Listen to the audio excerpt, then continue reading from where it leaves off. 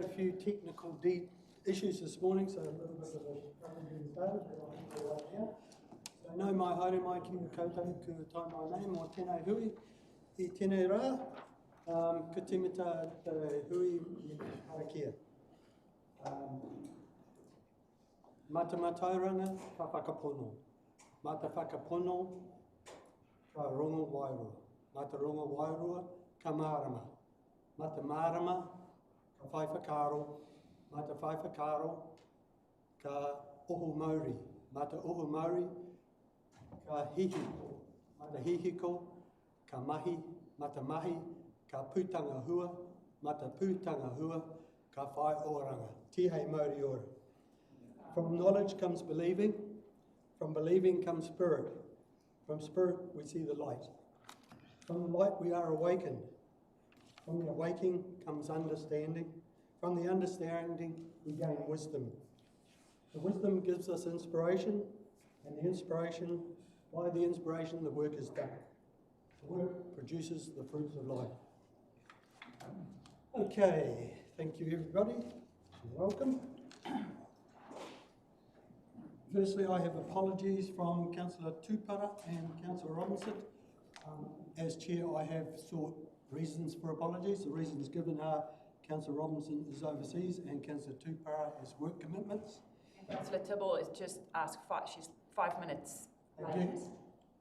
Apology for lateness for Councillor Tibble as well. Mover. Moved by Councillor Rea, seconder by Your Worship. All those in favour? Aye. Against? Carried. Any declarations of interest? No? Okay, let's go to the confirmation of the non-confirmation minutes. Page 5.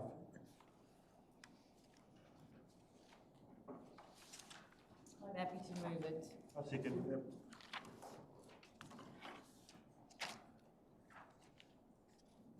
Any matters arising?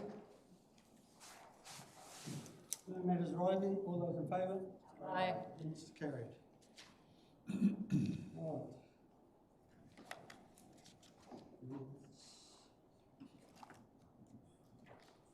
We have the government's work plan there. The purpose of the government work plan is to plan our processes in the future, and that I do note that there's 23 items there that have no outcome or meeting date of that. I mean, it is for us to understand the processes going forward and where the things do lie in our systems. So the fact that there's 23 there that don't have any knowledge of what's happening with them is a concern to me. So the government's plan, I think, all do need to have some sort of date or outcome indicated going forward. All right.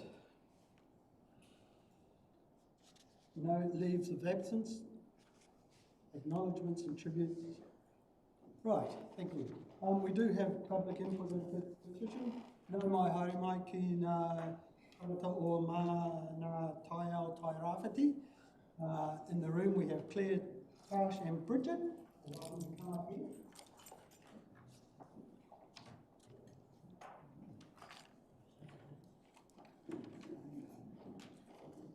I'm just going from what Manu told me.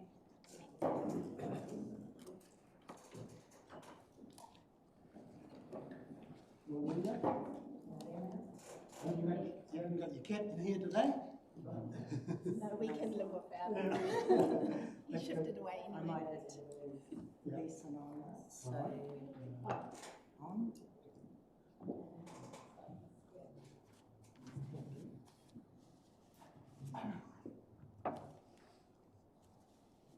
How do I turn it on here though? It's on. I've just got to connect your presentation and.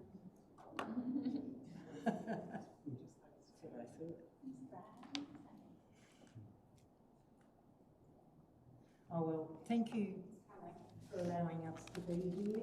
I'm Claire Robinson. I've lived in Brisbane since end of 1979. I came here for the sun and for the natural environment, and I came as somebody who did a lot of tramping, so kind of these issues are quite close to my heart. I'm not one to read the slides. I consider everybody comfortable to read them themselves. Okay.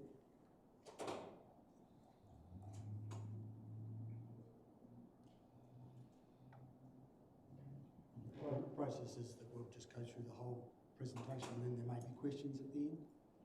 Do you want us to read it or? No, well, I'm happy to not be read to, but I'll put it to the committee. Okay to... The presentation will be circulated to you afterwards. Right, thank you. Cool. And if you come alongside Andy, because it's really important that your voice projects into there. We have this online So I watching. have to There's No, swap. no, no, no, no, no, no, Okay. Just here, yeah, you can read it. presentation. Oh no, too No. far away. Okay. Seriously, you're going to lose your voice. Yeah. I think there's a good solution. You just speak up nice and loud, then we can hear you. Yeah. Good. Yeah. Thank you. Okay, so these are the sort of issues, those 6 main points there, that we'd really like the council to consider. Looking at a lot of them, I consider the council is actually already on that path. Yeah. And to be quite honest, that's really lovely. And the recent council news of looking at the enforcements and going ahead and not waiting for government to make up their mind. Thank you so much for that. Next slide.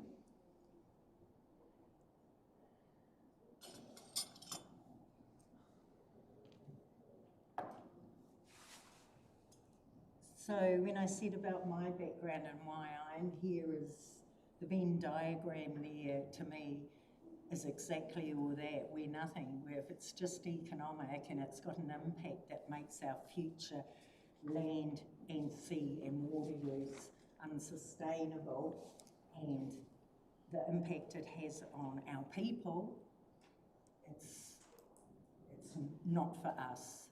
Things have to change. This one I was really interested in because back in, I'm trying to remember that it was 91, 92, but after living here with Bola, an ad hoc group of us got together and went to the council in the old buildings. I think it was John Clark was the mayor. Wasn't the full council, they only let us meet with a few. And we tried to talk, there was a scientist, I think, by Hicks, had started doing a study like this. And it was apparent even then that a lot of this land that ended up in pines was not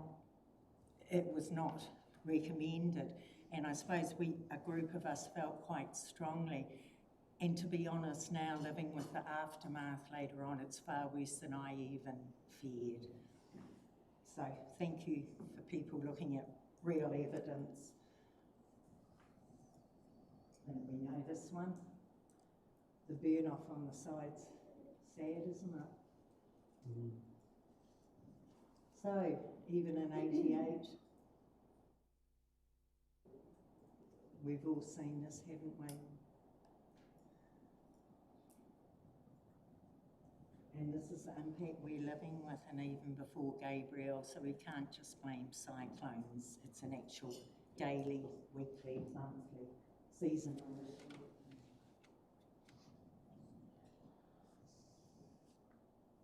Prosecutions have been fantastic. I know in monetary terms, I just like a little drop in the bucket of the profits being made, but it's that accountability. If the organisations aren't accountable, we have to hold them accountable.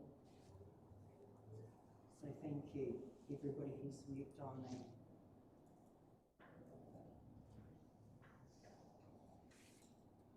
Oh, these are the ones that probably we're here in response to the comments on the left. If you're going to bandy things like that, you can't say it's a fact when it's not. And I suppose that's what this is in response to, and the woody debris.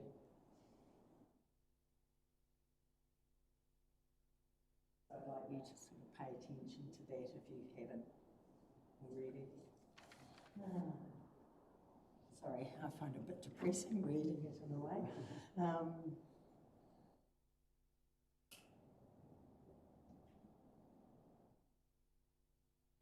This one was interesting, that Christopher Luxon, and I can remember seeing that interview, and I think it's still online. Is it on YouTube?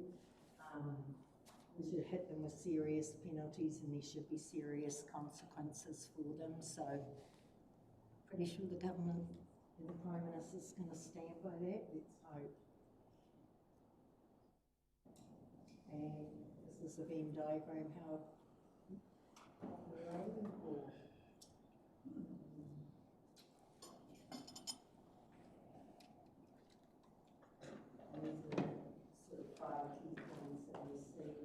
everybody's got to get on board together, no matter where we have our differences, because unless we do that, we're just going to have the same problems, but more so.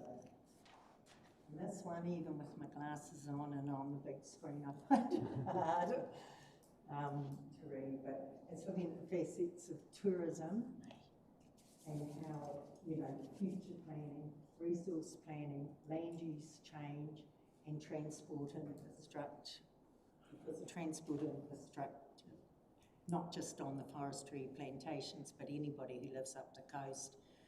For the last 20, 30 years, we've had, you know, impacts from the heavy traffic usage on the main roads, for an example.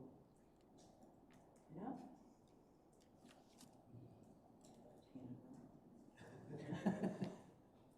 Thank you. Right, thanks for that. Yeah, there is complexity in that presentation, so I look forward to reading the hard copy when we do get it. But I will put it to the committee to see if there's any questions for the presentation. Thank you, Councillor Ring. Mr. Chair. Just in terms of moving forward, what are some suggestions that you think council need to consider in order to move towards better outcome within that Venn diagram? The last 5 points. The last 5 points. Yeah, and that's quite a complex one, and but that would be the one. Do you want us to go through those 5 points again? I'd like you to. Yeah. Thank you for that. Sorry, I'm just... I was part of the main one rather than the end, so. Sorry.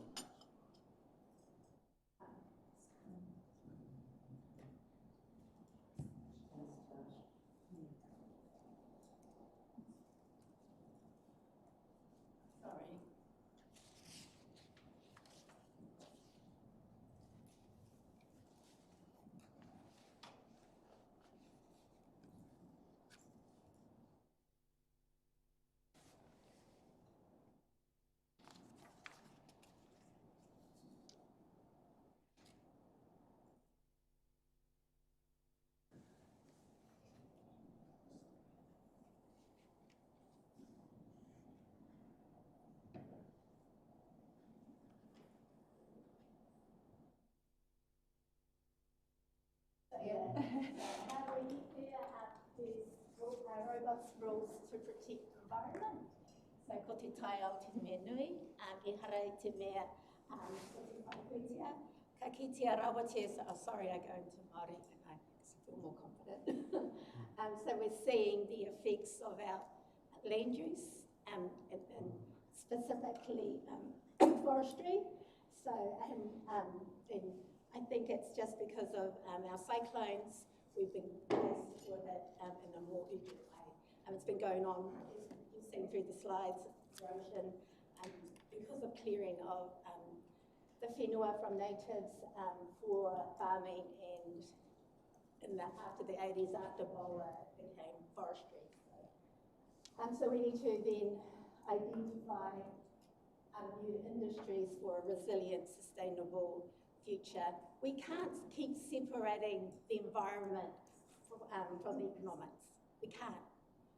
That's why we're in this situation. So it's all about reconnecting ourselves. We've become disconnected. Easy for forestry companies to come in and go, oh yeah, but we've relied on this industry for money. Yeah, but now we've done it that way. It's affecting I live up the coast. Our roads are eroding. The rivers, we're going to get more severe weather, events, we're going to get more rain. And the road that's just around the bend, which is tricks trying to fix up and divert the stream this very moment at Karakia is going to keep eroding. If we divert the river's got to go somewhere else before it's going to erode somewhere else, and it's probably going to be down at Punu on my marae. So all of these decisions, economic decisions, affects us socially, culturally, our wairua, our tinana, our hiningaru, our whānau, and it's impacting us greatly at home. So number 3 is build consensus around the options. We need to be working on that. We're not saying it's specifically i tēnei wā tunu, it's on our topography up the coast, it's steep. It's highly erodible. And so to be constantly putting pine trees on our landscape is just going to keep eroding as, it's a roko, rainless. It's going to keep affecting, we're going to keep getting slash and, the next big rain. And we all know it, we've been talking about this for the last year and a half now, since Gabrielle, so we know this. For planned and orderly and fair transition for everybody, it has to be equitable. So we're not just prioritising one sector over another. Support landowners, workers and investors through transition. Yeah, so, all of us at home, it's our whenua. We're trying to look after it for our mokopuna to come, not just my moko, but my mokomokomokas. And I think, as I said before in my submission when I came a few months ago, it's about making the decisions we make now affect our future. And even so, right now, standing here, we're just saying, we're just for the future, for our mokopuna and for all our mokopuna. We're not going to be here for the next generation, so we have to actually deal with all of it. So, poina. Councillor Foster? Thank you. Thanks for your presentation. It's great to see the initiative, good initiative. Have you had any support from any, have you showed your presentation to anybody else at the moment or had support from anybody, or is this the first port of call? Yes. First port of call. Yeah, but we've been talking about this for the last, Mana Taiao's been around, it's the same message. It has not changed. I've heard. And it was around before. I think this is just the response to EWC, is that cool? Sorry, I'm a bit new in the hood of that. Yeah. I know, what I'm saying is we've seen presentations. Yeah. So this is Similar really a before. response to To them. last week's Yeah. presentation. So we just have to make sure the messages are clear and there's not just one, sector comes in and tells their side. There are narratives, stories, and we all come from our biases. So we're just trying to set the record straight with facts. You kind of come in with response to the presentation we had last week. Yeah, that's it. Thank you, Chair. Given and agreed that we have pine trees that are in the wrong place and that are getting too big, how do you suggest we transition out of those big pine trees into something else? We get all our good heads around the table. Like as I just said before, there are lots of versions of, we need to get all of our heads together. The forestry industry, us, experts, scientists, we need to get together and put this together. That's because I don't know all the answers. You don't, forestry don't, but together we have all the answers. I do know that we're under a time constraint because these trees are getting too big to harvest. So 100 years, 200 years, they will be affected. I know it's time constraint and it can be a bit laborious right now, but we have to make sure we're making decisions for the future and not just focusing on short-term results just because we want to make more money. We want to make money, but is this actually making money? That's the question. And that's our point about identify new industries for a resilient, sustainable future. And it's sustainable economically, environmentally, socially, culturally. it's not just economics. Councillor Karakia. Thank you very much, Mr. Chair. And also just noting Councillor Parata has her hand up on the screen as well. But can we just go back a couple of slides, just because they were kind of a bit, I wanted to expand on, the slide before this one and the slide after this one, because I just heard Tash say that this was about response to last week. So if you're able to go over, because there was a lot there and it kind of skipped through quite quick. So So do you have any questions around any of the points, or do you want me to go through Would it? you like us to read through it? oh, like you don't need to read through, but if you wanted to speak through it, and then it'll also give me a little bit more time to kind of read through it too while you're also kind of speaking to it. So, putting the record straight, EWC said last week that only 52% of the woody debris was radiata, but NTT would like to point out that GDC's head scientist surveyed 5 sites on the city pictures and found an average of 63% of woody debris, excluding fence posts and pine, and 69% after those events. It has been lighter. And we need to add on to this factor that the logs are the thing that comes down first. Logs pick up a lot on their way. So as further events happen, there will be more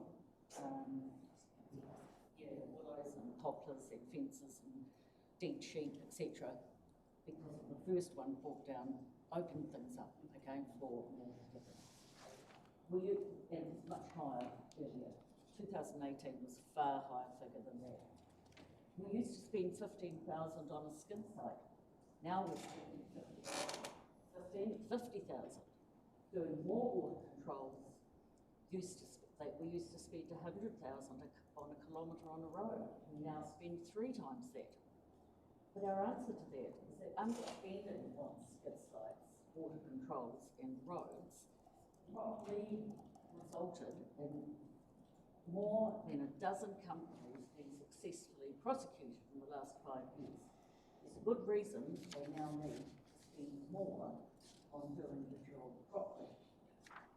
And one of our concerns really is that they underspend in those areas in the big picture to save money.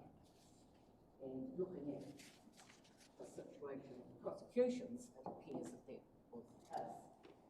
EWC said that current harvesting and roading rules are literally stopping forestry companies from harvesting. Clause 89 says you cannot discharge any debris into waterways. Our answer to that is that GDC consents don't prohibit these discharges. Section 15.1 of the RMA prohibits these discharges and makes them an offence. The industry should ask Parliament to repeal Section 15 of the RMA if they want to continue discharging to rivers, neighbours and coastal areas. EWC, we're going to end up with an environmental disaster. Well, our answer is that we already have an environmental disaster and it will be with us at least 100 years according to my plan. The next page. So EWC states that they represent 130 to 160,000 hectares in the region. We don't represent all the sector. The NTT's answer to that is that EWC represents over 80% of the pine plantations in Tairawhiti and have over a third of the membership have been involved in successful prosecutions brought in by regulation since 2016. Another statement from EWC was that we're going to end up with an environmental disaster, and as discussed, that is Dana, we're pretty disappointed in this. Dana Kirkpatrick, there have definitely been changes to operations and forest management to date. Following Gabriel and other storms, the best option for for us is to work through these short, medium, long-term solutions so we don't end up with a situation of prosecution and fining people, because that's not the answer, that's not helpful. However, in the TV3 leaders debate in September 23, Paddy Gower put the question to Christopher Luxon and Chris,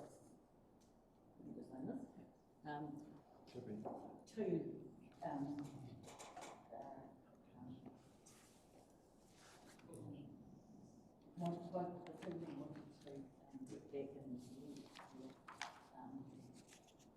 parties. You'll have to speak up, Richard, we can't hear you here.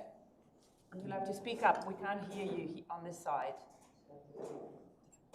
Paddy Gower said, are you prepared to the two Chris's to shut down these forestry companies that are bad neighbours, that we slash into waterways and onto other properties? And Christopher Luxon said, absolutely. We should hit them with serious penalties and there should be serious consequences for them. Now, Mike and I were actually flown up to Auckland for this presentation, and but because the question they wanted to put to them, they wanted to be put to someone in the district. So we were here, and we said, he was a definite yes. And is that go on? Is there a slide after that? No, just these two slides. And the still was no. One of the things I find interesting from here is, I mean, I agree, like the pine started first and then we're going to get other woody debris that has come through. You all saw that after Gabriel and the stack up, and so it's going to erode other things on the floodplains and the riverbanks and that. But the pine plantations, a third of the memberships have been involved in the prosecutions. Now, I'm not sure, but I'm assuming that that means there must be some forest managers here who actually, comparatively, are doing a good job. And that's the starting point for me around the table, is whoever is doing the relatively good job, what are they doing? And they're the ones that maybe could address the question given about what do we do with those ones there? Well, I mean, if they didn't follow other practices, the ball's in it, you know. Right, thanks for that. Councillor Parada? Welcome. On Zoom. Kia ora, can you hear me? Yes, we can hear you, thanks. Oh, yeah, ka pai. E mihi ana kia koutou hapai ana I ngā kaupapa mō te apopo mō tātou Taiao. Just wanted to say thank you for your presentation, and I did have a couple of thoughts or potentially questions. I live up the coast, so I am confronted by the impacts of both climate change and woody debris on a daily basis, as well as the challenges to the road. But what I wanted to know or understand is if you think there's space for forestry and good practitioners to coexist within the region, because as we transition from forestry to other industries, there needs to be time to build that up. The reality is that we have so much forestry still planted here that needs to be safely removed. We have a port that relies on logs moving out. I wonder, you know, considering all that's happened and what's probably still yet to happen, if you think there is space for happy cohabitation. Thanks, Councillor Parada. Kia ora, I'm Whānau, I'm Peter Whānau. I suppose the reason why today we're here is you can see is the word juxtaposition, the differences in opinion and narrative, and we've come to put that clear and to give clarification. So Te Kataho Rawinia, we do want to come to the table. We do want a just, fair, equitable transition.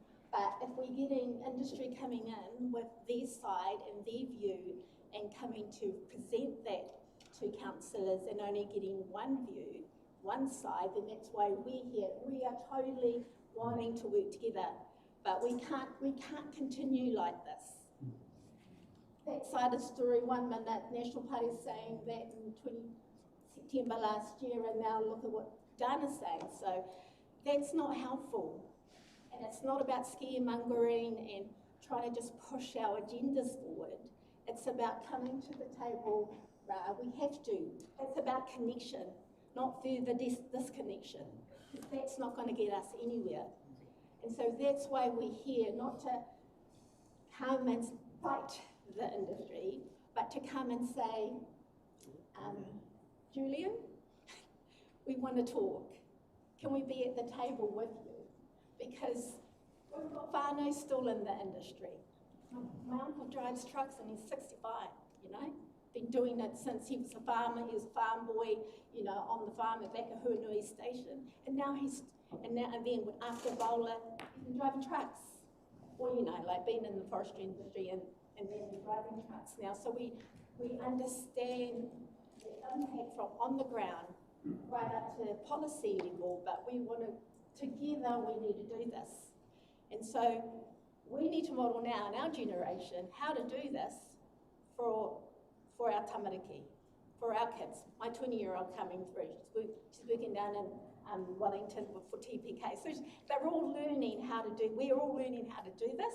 We haven't done a good job, our generation.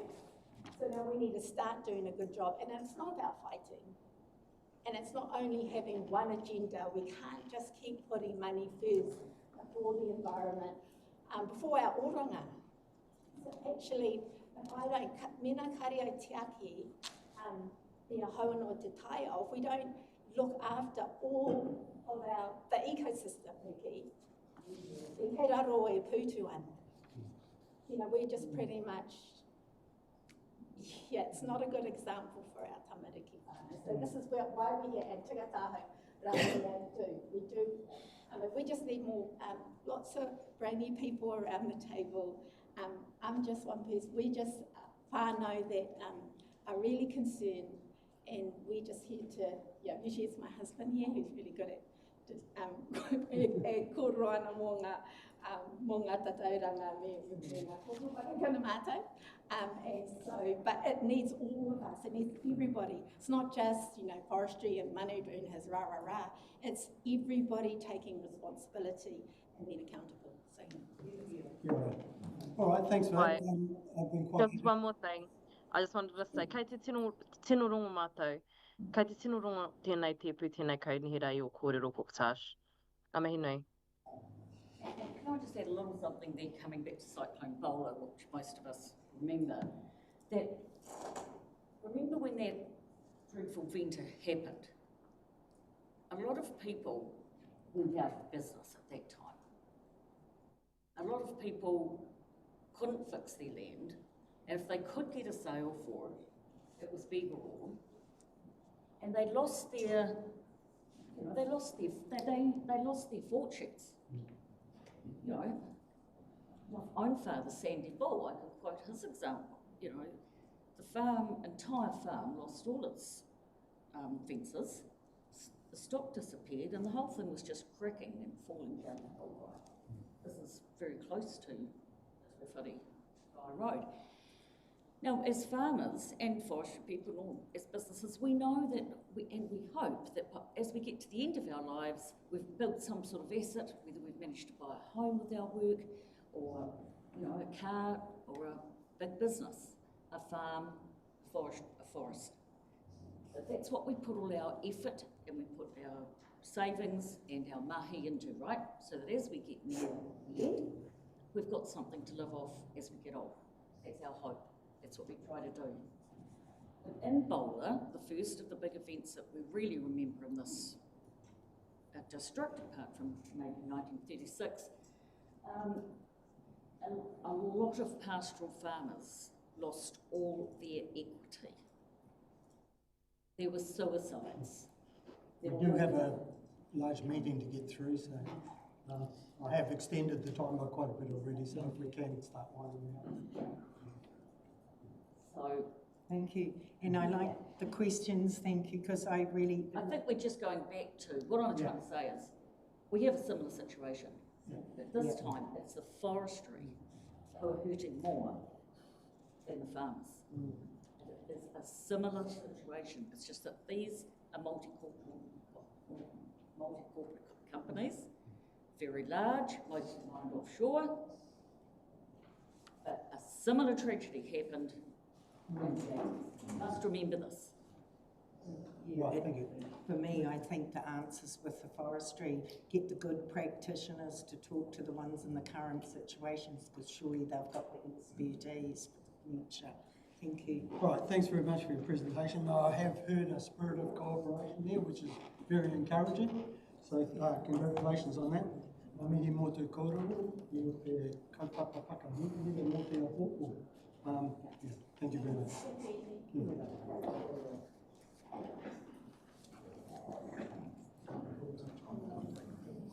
All right. Let's move into our meeting further.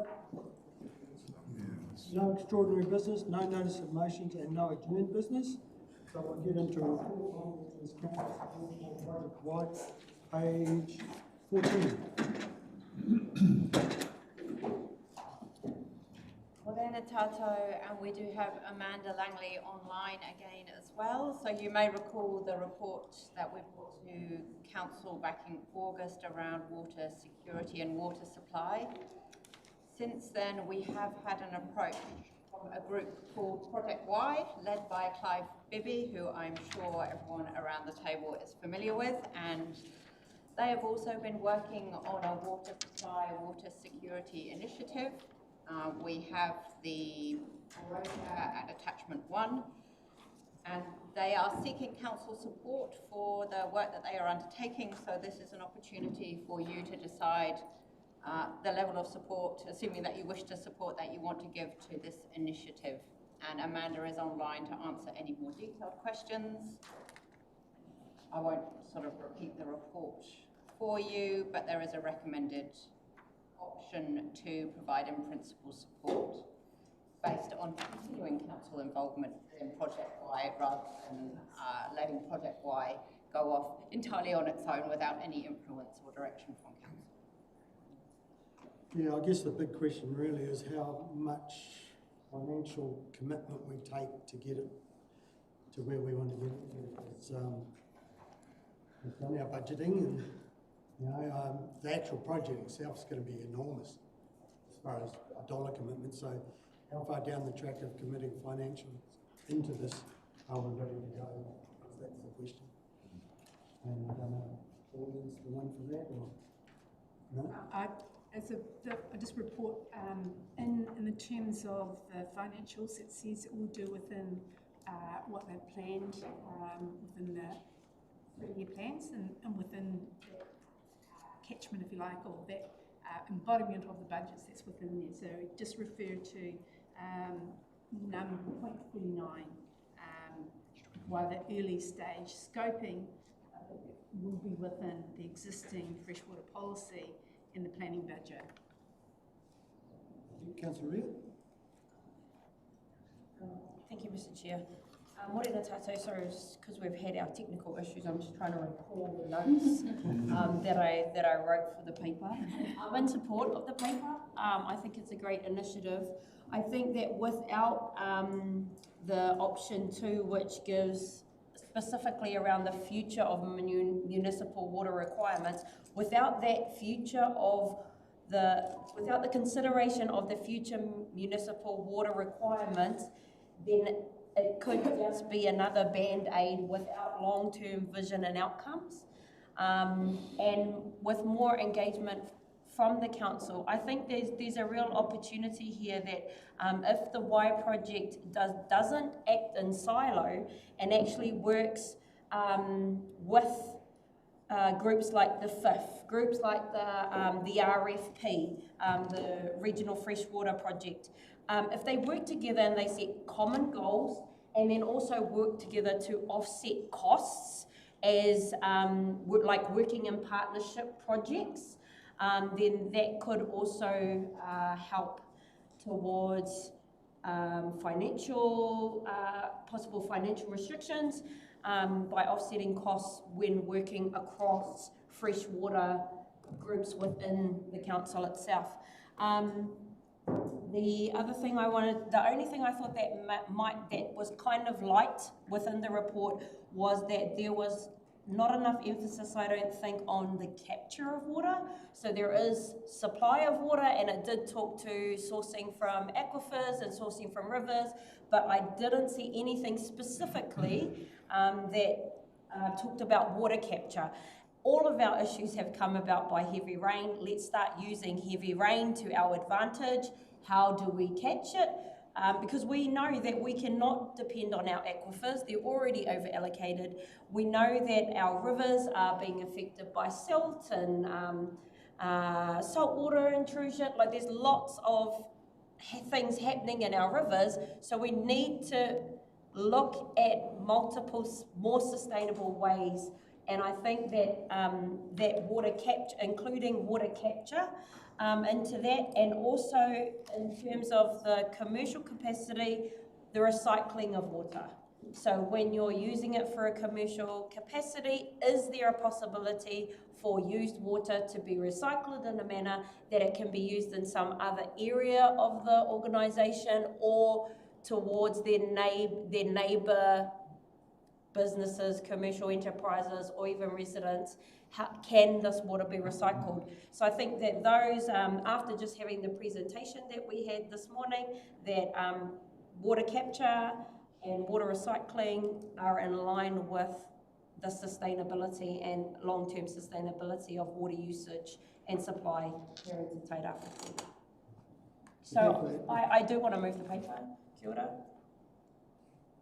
Move it. Before I go to Councillor Farrier, I'd just like to get us a bit focused, because the purpose really at this stage is the feasibility study. We don't want to get too far down the road of analysing all that water, because we'll be here forever. So it's about focusing in on support the feasibility study at this stage. Can I just add to that? Just in working in other areas with feasibility, there are areas that possibly contractors don't look into. So in giving the whakaaro that water capture and recycling of water should be a consideration, then you don't have to get the feasibility report and then go back and then start looking into something from scratch. So that's just contributing that. Yeah, Councillor Farrier. Thank you very much, Mr. Chair. Again, I always like when council does collaborate with community. My concern was in line with your comments earlier on, which was around financial. And I think it's smart for us, if we're going to do a financial thing, that it's inside of our current planned budgets. But that, for me, that begs the question, if that budget is being used to support this, then what is not being done internally? So I did want to get an idea about what possibly inside may not be done. And maybe we don't have those answers for that right now, but it makes it a little bit tricky for me to be able to fully support a feasibility study that has financials attached to it when I kind of don't know the trade-off, considering that we're in an economic environment at the moment, which is really tough for our region. Is there any response there? So, through you, Chair, you'll note we've recommended support in principle. So the next step would be, presumably we get the go-ahead, that we would meet with Project Y leaders and discuss in more depth what's anticipated, and then report back to committee or council later this year before we actually commit fully any resources or financial contribution. You will recall we were going to work on this as an organisation ourselves, so it would be more sort of a reallocation of finances and resources rather than not doing work. Thank you. Thank you, Snow. Thank you. Councillor Gregory. Oh, thank you. I have a couple of concerns around this, because twice in this paper it mentions that the group is unclear that there is a mandate from the broader irrigator water user group, and I would have thought that that would be the first bunch of people you'd get on board, because those are the people that want the water, that are going to be paying for it, and I just feel that should have happened first before a feasibility study is embarked upon. The second point is why do they need council in principle support? That's a question. And then on page 17, point 7, we talk about a meeting where we had a workshop with representatives from iwi authorities where talk about the views on the extent of the council's role in relation to non-municipal water supply. I just worry that we're digging into things that we don't need to just yet, especially when the people, the irrigator water user group are not on board twice in this paper. And my last question is with the recommendation. I don't understand, I just need to find that. It's page 16. No, it must be before that. Yeah, 15. What does it mean in plan a collaborative way forward, noting that staff recommend? What does that mean? Okay, I think Mr. Barry might have an answer to the level of where the discussion's at. I know that when we discussed it with the gentleman, they had rationale about why they were coming in where they were without getting too far down the track first. So the question, sorry. Yeah. Repeat your question. The question there, Debbie? Well, it was The consultation with the water users group. Yes. Yeah.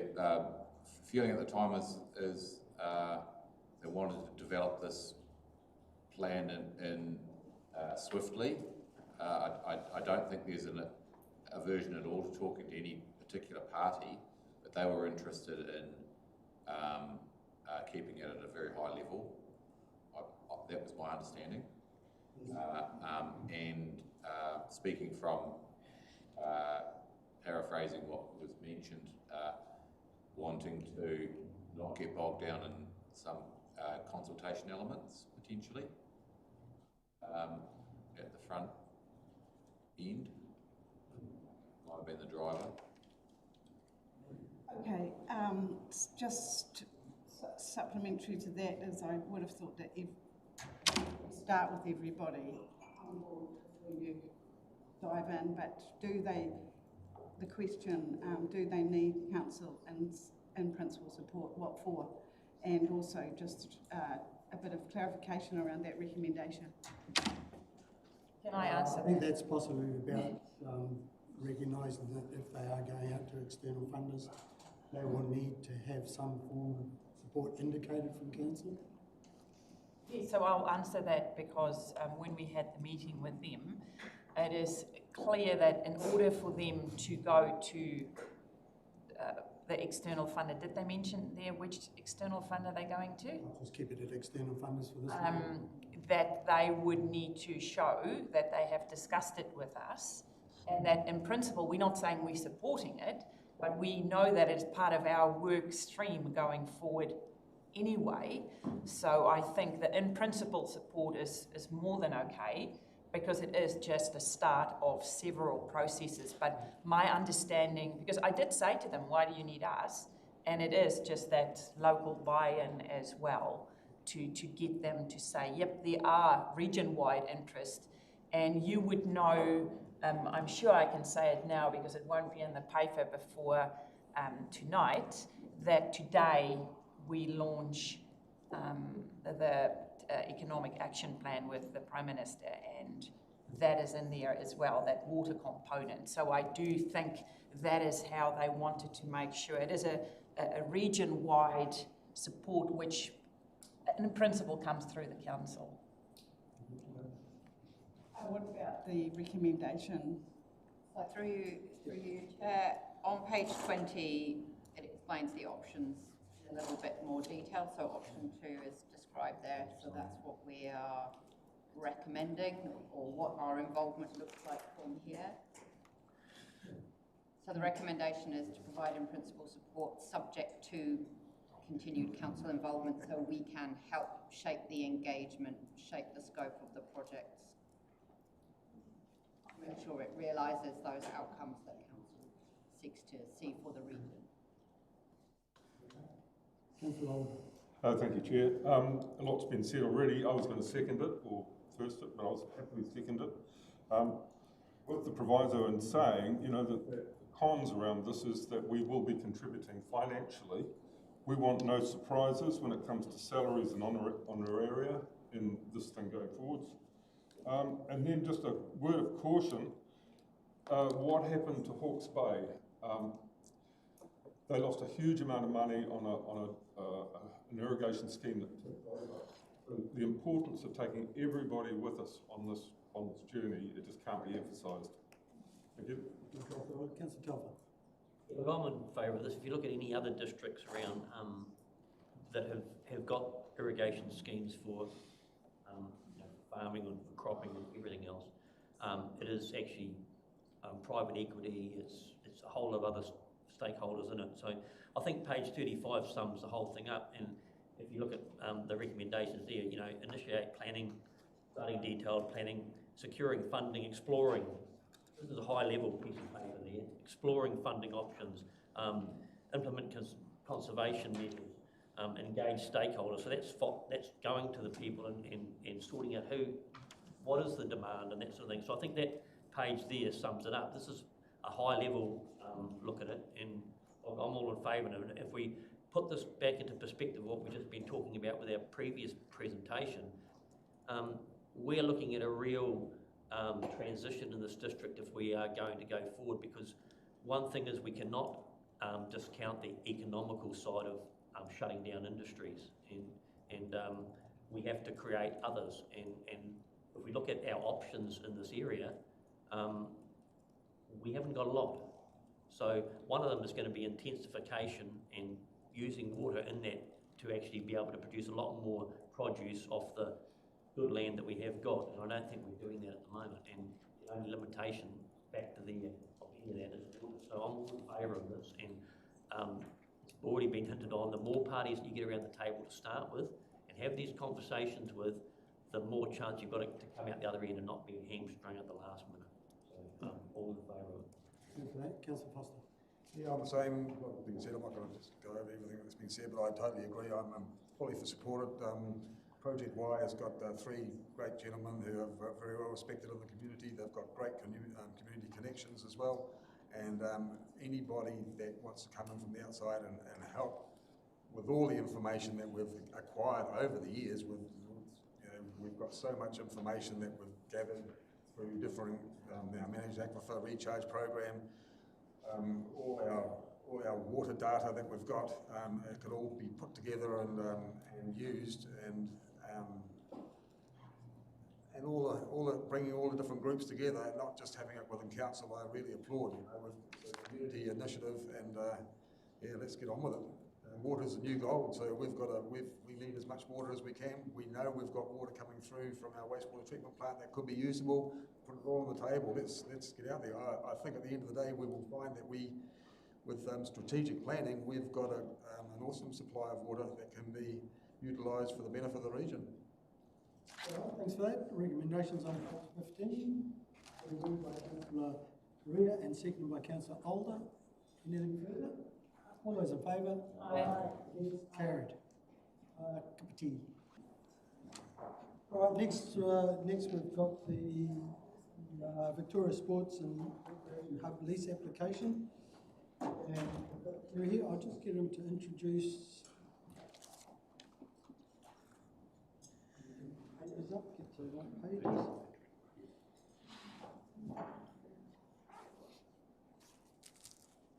Oh, there we are. Yeah, I'll get Kira to introduce Patrick, who's got a new role in council here and quite involved with this paper. So, yeah. Thank you, Mr. Chair, and yes, I'd like to introduce Patrick Ferry, who operates in the role of Spaces and Places Advisor here, and just like to cover a couple of points on the lease application we have here.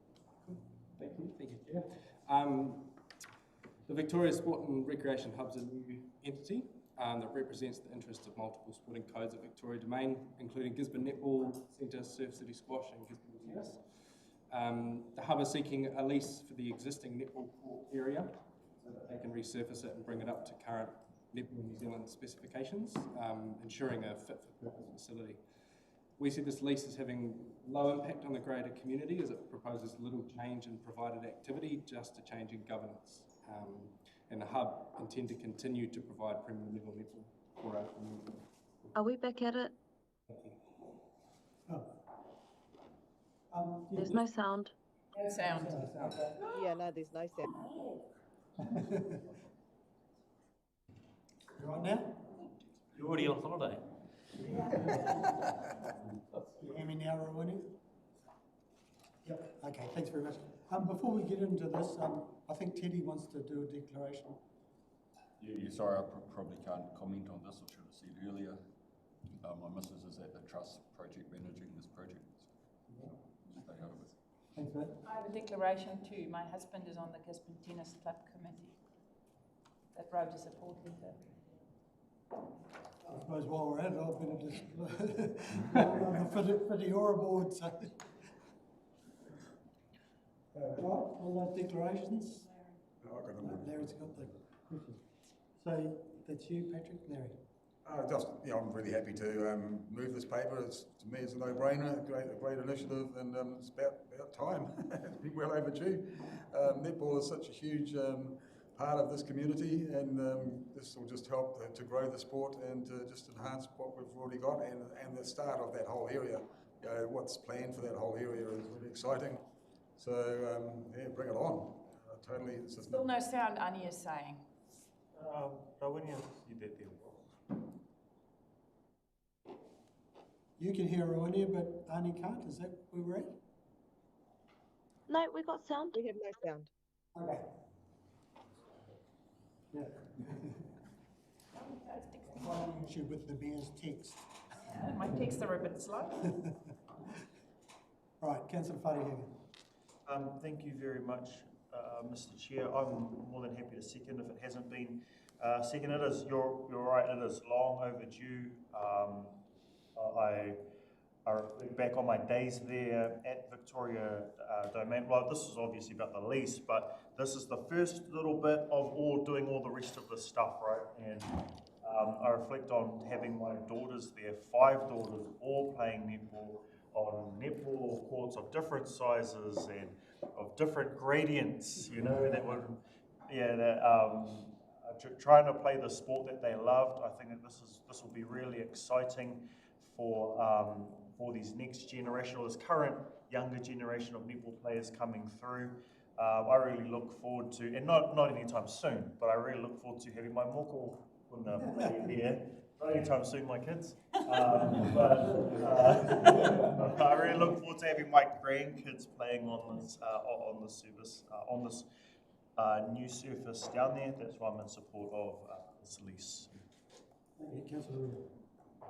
Thank you, Mr. Chair. Thank you for the report. That's what I love about environment and communities, is that we get to see some really awesome opportunities coming forward for our community. I too am in support. I think I could name 100 people off the top of my head that go and participate in netball on the weekend, utilise that space. I once upon a time did, and with my children as well. And just the benefits of the covered area that I was reading about.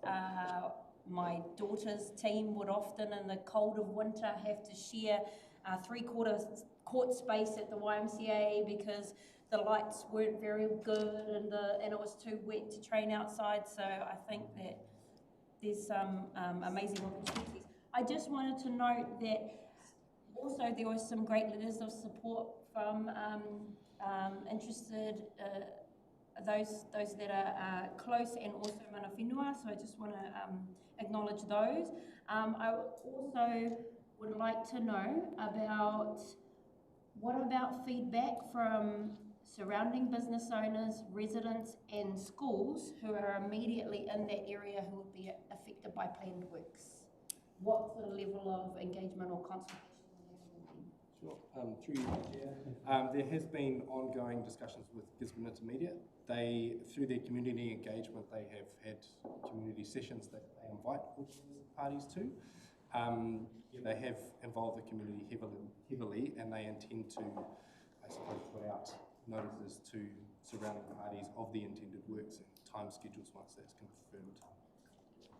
Thank you. And just one supplementary, just is there, because there's nothing in the report, is there any consideration for parking? Because I know that currently the parking situation on a Saturday morning is extremely difficult and extremely congested all the way around those streets, the back of the YMCA, the car park across the road at Mātai, all the way down and then around Barry Park, because you also have the rugby happening next door. So are there any considerations for possible extensions of parking, given that it'll be a larger sort of playing area now?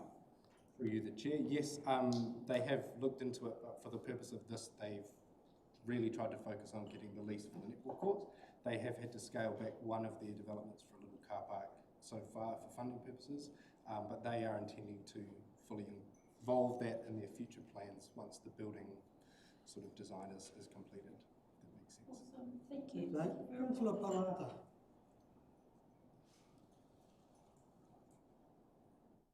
Yeah, my thoughts was actually the same around the parking, and just that we've had some feedback around changes to roading and trying to make our roads safer and better for our communities. So whether that's for this thinking or for the project team going forward, just to be really mindful of how people might use that space. But I make a solid effort to speak on behalf of community and recreation and play, because mostly I believe that that's really what makes the heart of a town. That's what makes the heart of a city and the heart of a community, is where there are spaces for families to be together, doing things that are active and engaging for everyone. So I'm in full support. Thank you. All right, the paper itself is actually about the lease, so our recommendation is a granting of the lease, and it's been moved by Councillor Foster and seconded by Councillor Karakia. There's nothing further, I'll put that. All those in favour? Aye. Against? Carried. Okay, moving on to the Tairawhiti Museum Annual Plan. Yep, page 52.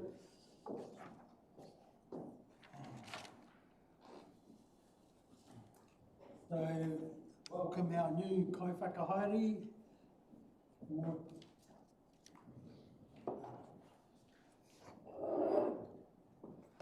Welcome. I'd just like to say you've got to fill. We've had a couple of spectacular leaders of our whare tāngata, in Mr. Butts, Patrick Butts, and Eloise, done an outstanding job, and I have no reason to believe that you will follow that path. So congratulations on the appointment. It's a spectacular facility we've got over there, I'm sure you realise. And I was in there last weekend to see the display going on there. So, I know you've got your heart and soul in that. Congratulations. So, looking into the annual plan there, do you want to speak to it? Or? Yeah. First of all, I just want to acknowledge everyone and thank you for that meeting. But also, it's a great privilege to be in the position that I'm in. And I do acknowledge, as you have mentioned, those past directors. Just want to also reflect that our whare tonga is, I think, a strong reflection of our community. And I hope to continue that. So, tēnā tātou katoa. I'm new to this space, so I'll figure this out as we go, but this is our annual plan. So this is based on our business plan of 2018 and 2022. The reason behind that is because, as you will know, there's a lease agreement still to be resolved. And so we're taking our plan of the 2018 to the 2022 business plan. But I will take that. I don't want to go through detail by detail. I'll see it up that you've received this, and I'll take it as read. If there are any questions, I'm happy to answer.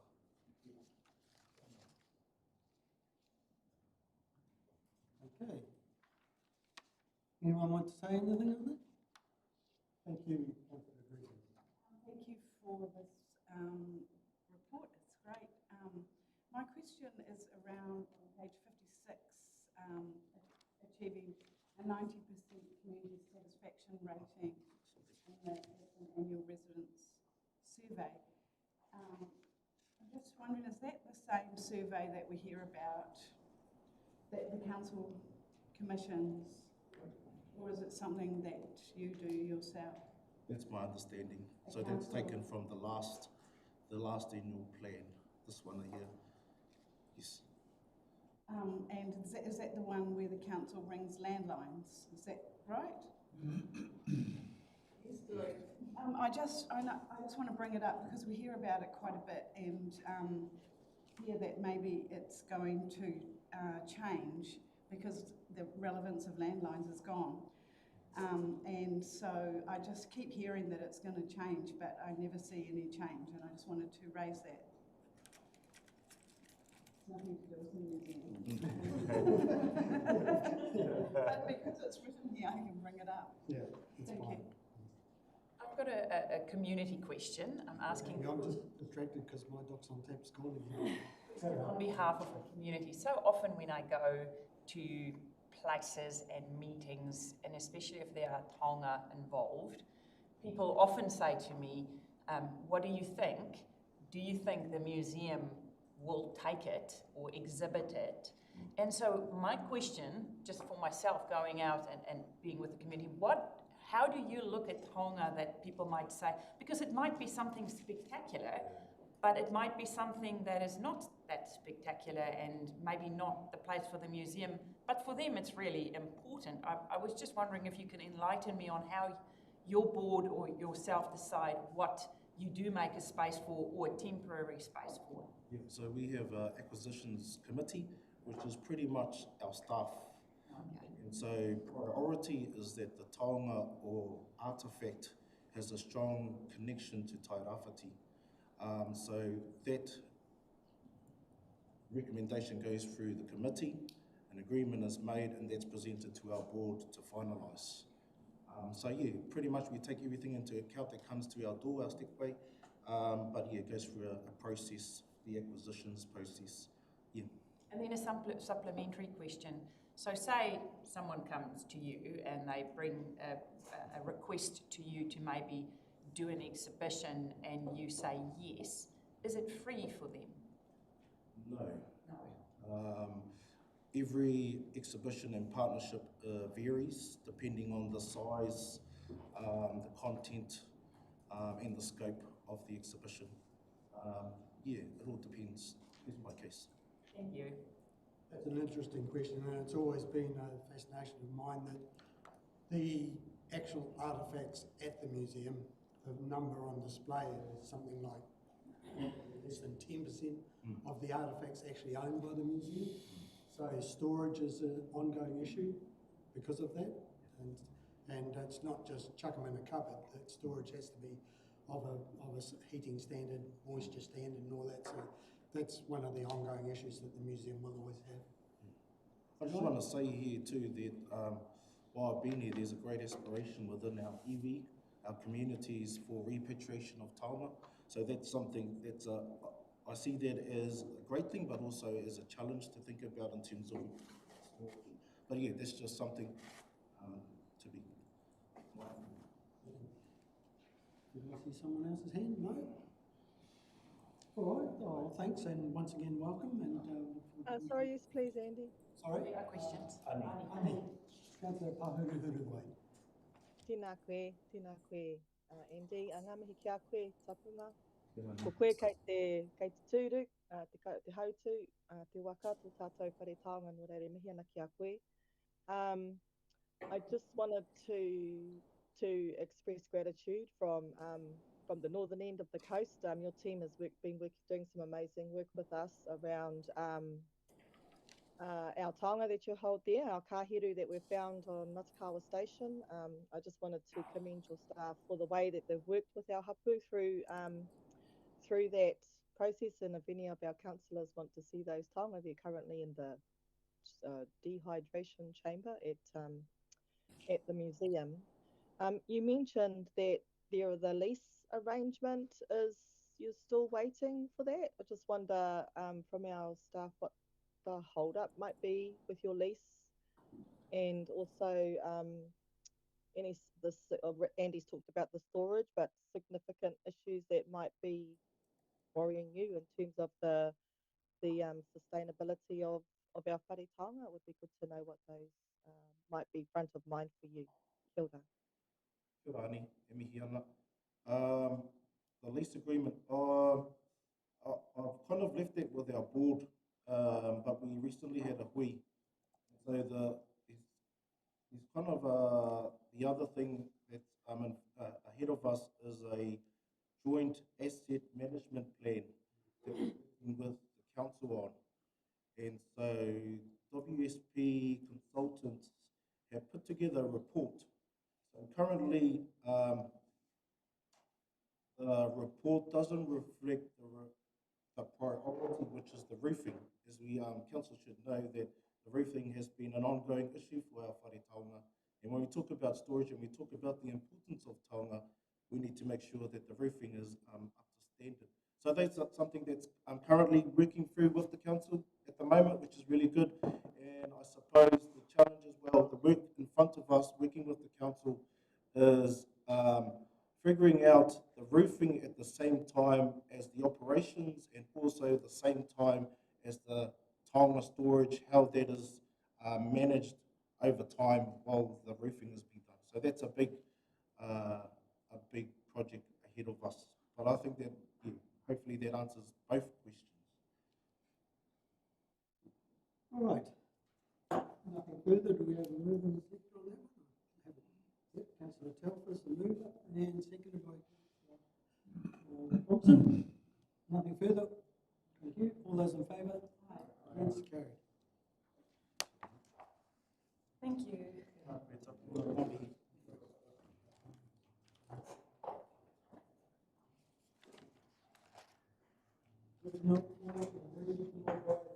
Transformation team, page 65.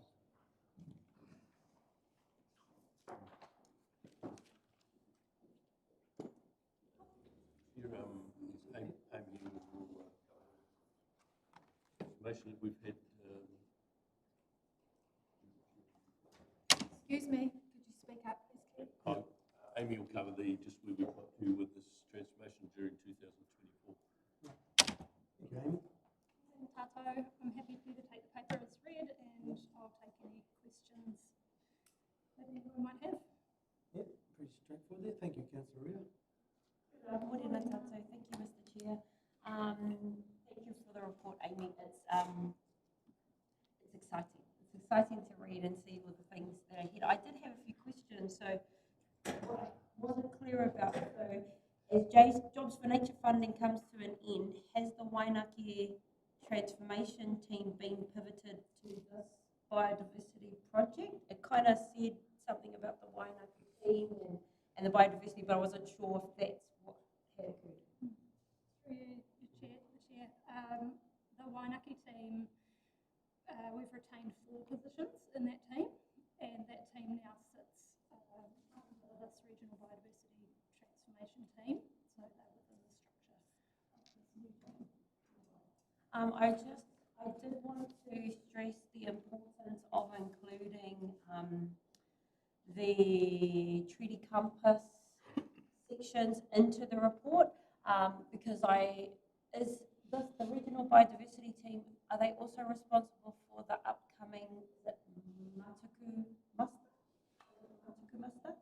So they're responsible for it? Correct.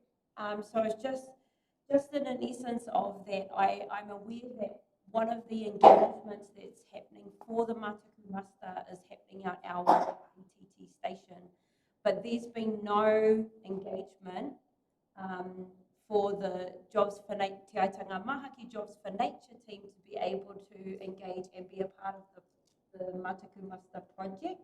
So I'm assuming that if that's the case for Mahaki, is that also the case when different biodiversity projects are happening in different areas of Tairawhiti, just to ensure that when we have that treaty compass, when we follow the treaty compass areas, that we're being really mindful about how we engage our other, our iwi partners, our mana whenua, who currently have Taiao Kaimahi, who have also been through Jobs for Nature, and so they already possess a level of relationship within the surrounding community and also knowledge on a specific area. So I just wanted kind of to make note about those things to ensure that the biodiversity project is really reflective of a partnership relationship with the external mana whenua and iwi, given that all of our iwi have engaged in Jobs for Nature in this capacity. So I want to make sure that those connections are still really strong and that our iwi are included in biodiversity projects such as this. That's all I wanted to say. I think you put that on board and make sure that we are putting that through all of our programs. Thank you. Yeah, and I sort of understand what Councillor is saying. I'm doing a lot of work on Titarangi Maunga at the moment, and the transformation there is spectacular. It's just such a beautiful area of native bush now that's really coming on. And not only the transformation of the hill, but the relationship that the Whaia Titirangi have with the Maunga and the Taiao at the moment. You just see the enthusiasm in them, and they just got so far in behind that project, and there were so many learnings for them that it was just encouraging from both those aspects, the actual saving of that mountain, not having it covered in pine trees, having it now with beautiful native bush, and the fact that young people have just found a place in life and found an absolute respect for nature and just an ownership of what they're doing. I think it's been a spectacular project. Sorry, Mr. Chair, I will move the paper, thank you. Okay, if there's nothing further, the paper's and nothing further? Yeah, just on this, I'm just worried that one of the biggest threats to our whole, especially the native bush side of in our area is actually pest control, and I'm a little bit concerned that we tend to look at trying to do everything and probably doing a whole lot of things because of funding and capacity, not that well, and trying to target, you know, these main species that are actually decimating the bush, possums and deer and whatnot, that are actually making a huge difference.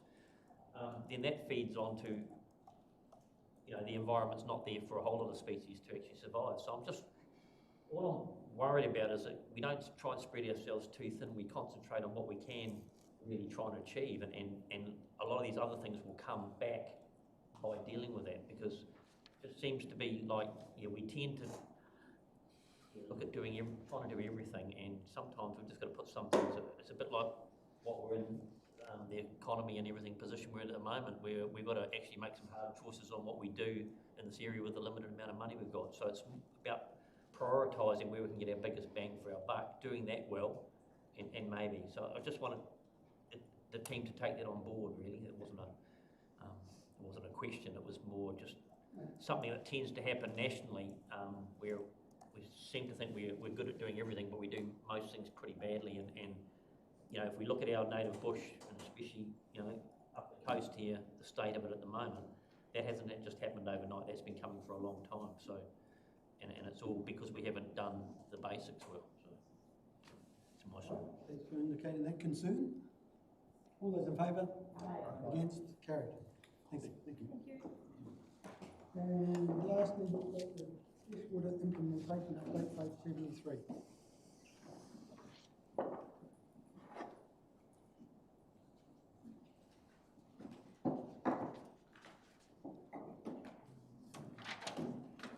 Good morning again. Have Ariel here with me today, who was the author of this report. It's an update on various freshwater implementation projects that have been happening across the council. So we will take the paper as read. Is there anything you wanted to highlight, Ariel? No. Straight to questions. Okay, so I'll take the paper as read. Has anyone got any questions on this paper? The hands flick up, so questioning. Not moving, okay? How's it tell? I just want one thing to be taken into account and know whether it is being taken into account. We seem to be looking at planning a lot of our waterways around the district and that. I'm just wondering, because I've run into a situation, and this is not a council drain, this is private, where farmers have gone in and planted waterways. The problem now is that you can't get near it to actually clean the drains out, because you're just going to wreck it.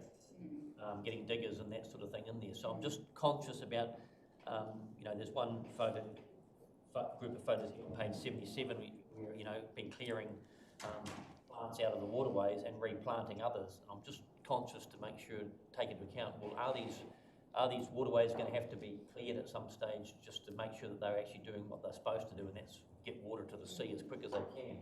And the situation that I saw the other day is a classic. Yeah, people think they're doing the right thing by planting waterways, but what they've actually done is prevent it from being cleared to actually do what it's supposed to do. So, So through you, Chair, in terms of the projects that GDC runs, we work with both our stormwaters team and our rural drainage team around the very points that you're raising around access to clearance, the type of plants that can be planted. Some flatten down more than others and don't affect the flood flow as much as, say, a very bushy tree would. So, and making sure we've got access points as well if streams or rivers do need to be cleared. It's probably a moot point whether the purpose of streams and rivers is to convey water as quickly as possible to the sea, but won't debate that here.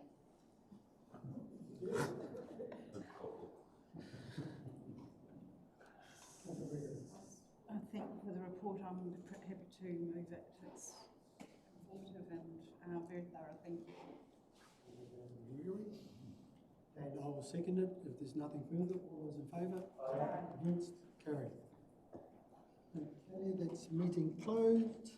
The Operations Infrastructure meeting, and welcome to Tim Berry, Director, Lifelines.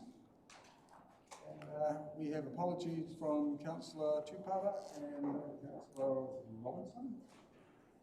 Do I have a mover and a seconder? Yes. By Your Worship, seconded by Councillor Tibble. All those in favour? Aye. Any declarations of interest? Right, we'll go straight to the confirmation of the non-confidential minutes on page 4. I move. Moved by Councillor Wharehinger, seconded by Councillor Gregory. All in favour? Aye. And we've got action register on page 9. Any concerns there?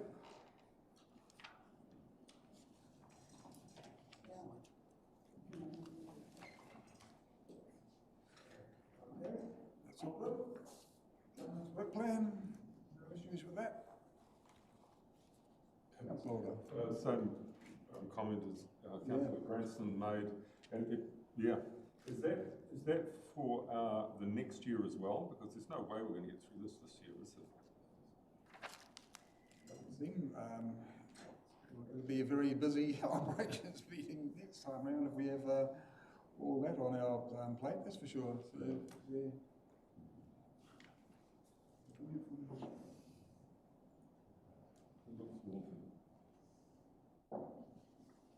I think it's just a commitment from staff to actually identify what those governance plans mean in timelines, in regard to timelines, rather than just leaving it blank. Good indication application, that's for sure. We'd like to know what's coming up. Yeah. Amen. All right. No leave of absence, there's no acknowledgement and tributes, no public input in petitions today, no extraordinary business or notice of motion or adjourned business. So we'll go straight to page 15 for the operations infrastructure update. And I just got a comment, these new format of our operations infrastructure are really good. It's Thorough. for a long time, and it's really good to see all the different programs that we're doing and the outcomes and the budgets towards them as well. So yeah, it's a really great format, and I just applaud the staff for implementing this. We've seen it for a lot of this year, and it's certainly a huge improvement from where we were previously. Really good. Okay, we've got the first one. 19. Page 19. Kia ora koutou. We're going to kick off with land, rivers and coastal. Assume this is correct and welcome any questions. Mangalo is here to respond to those. Councillor Telfer. Yeah, just page 21. Focus for the next 3 months. Just two things. First one, railway bridge revetment remediation work. Can you just explain where that is? Which railway bridge? It's off Gladstone Road Bridge, in between railway line and Gladstone. Bank rather than the actual bridge. Grass bank. Bank, yes. Just a query. If it was around the railway bridge itself, I would have thought that would be railways. Trying to pass it on. Try to pass it on. You're thinking. The other one was Makaratu Stream, work on the Makaratu Stream. Can you explain where exactly is that? Because it goes on to say that that's not going to relieve all the flooding issues with Pilmer Road, which has been an ongoing headache since the day I walked into council, Pilmer Road flooding. So can you explain where the Makaratu Stream is and how that is maybe going to help with that? Makaratu Stream, that is between Pilmer Road and the Tarahiru River, that section, and there's a section beyond Pilmer Road. When we analyze, most of the blockages are between Pilmer Road and Tarahiru. So we are going to dig up the because this is Sinanga spawning area, and only work in October and November. So we are planning to spend like 50 to 60,000. This hasn't been dredged for. And clean the drain out. Yeah, but we are going That's going to be good. That'll be really good. That is the piece of work that we tried to get done before the winter, but then, and we did a variation to the resource consent. And then when the day that they turned up to start digging, they found the whitebait spawn, was it the Inanga spawn there? So they had to stop the work, and now it can only happen not in the spawn. So that work was lined up to happen early June. Yeah. Thank you. Councillor Kia tātou. Thank you, Mr. Chair. Ngā mihi nui for the report. It's heartening to see that there is a plan in place for many of our communities concerned in regards to infrastructure.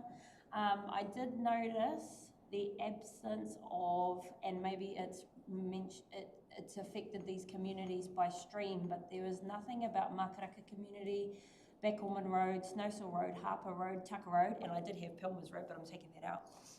And the Ormond Township community, where residents have been exposed to severe flooding each time a heavy rain sets in. The rain comes down from Waimata and the mountain ranges along the back of Greys Bush to Ormond, which lead to the spilling over of water from drains that simply can't handle the pressure and contribute to further stormwater issues further down the Tairawhiti and its surrounding tributaries. So Tim Berry and myself, Councillor Elder and Councillor Telfer attended a meeting a little earlier on in the year of residents and business owners at the showgrounds that address those specific areas So I'm wanting to know specifically, and I suppose as a matter of conflict or a matter of interest, I am a Backelman Road resident. My property is flooded every single heavy rain. I have a metre of water which surrounds my house, but I'm on stilts, so it doesn't come into the house. But it makes it really difficult to get in and out on the vehicles. So that's the entire block gets flooded from water that comes down over the back of Waihirere towards Ormond and over those hills through the drains. It floods us. It floods just down the road at Snowsill Road at that corner that is always blocked during a heavy rain. So yeah, that sort of whole area and those residents that we met with earlier on and that we went to Tim, I was just wanting to know what kind of happening around that area. Not sure if you got any information on that with Joss being away. For the Ormond area, I can respond like, we did drain digging during last summer. Most of the Ormond drains were dug up to like 80% of the drains just done. So we have 20% left. So we are amending during this summer. And Tairawhiti, it's a complicated issue. We're still at early stages of modelling, and this is second-hand. Joss is away for a few weeks on annual leave. He's better placed to answer this. The interest group in the Tairawhiti are quite vocal and frequent in expressing their interest in this being developed. The Mangala speaks to the complexity of it, so we need to build a Tairawhiti model and then work back from that so we can make good decisions. Some of the challenges are about where water will move. So if one stakeholder might benefit, where does that water go instead? And those we need the model evidence to move us into a position where we can have those discussions and not make it as personal as it otherwise might be. So that's a priority, but it's still going to take time. We're actioning in it, but it's evidence-driven approach. So if I put our RFS through, I will CC in Councillors Telfer and Elder, so that we can go back to that community with any information on what the plan moving forward is. We're very happy to go back to the community. We thought that event was very valuable. 40 minutes of it was fire and brimstone, but then some really valuable kōrero after that. And just getting the wider group to understand that a lot of these is trade-off. Tairawhiti is tidal as well. So there's some of the flooding issues that we get. I would like to add to that. Modelling results will be available by mid next year. And actual consenting process takes another 1 year, so the actual groundwork, the physical work, will be happening 27. I want to move the report, thank you. Any other? I've got a question. I was going to bring it later in the paper, but it's about the Anzac Park revetment replacement. So looking really good. But one of the major contributors of what happened in Gabriel and any other major weather events that we have is the William Petty Bridge, and now we're reading later on down the track that it can't handle the weight of the cranes and the equipment needed to clear it, which is really imperative for the safety of this particular area and backing up all around the properties that have been affected in the past by these heavy weather events. So we seem to be a bit hamstrung with what we can do with William Petty strengthening. And is there either, my question is there lighter equipment that we can use on it to help us? Because we need to get this issue sorted. So everybody who is affected by these events can be happy that we're trying to mitigate any of the problems that are causing all these major bad outcomes that we're getting. Thank you, Chair, for the question related to William Penny Bridge. Many in here might have observed actually in person how woody debris built up there, and in the larger events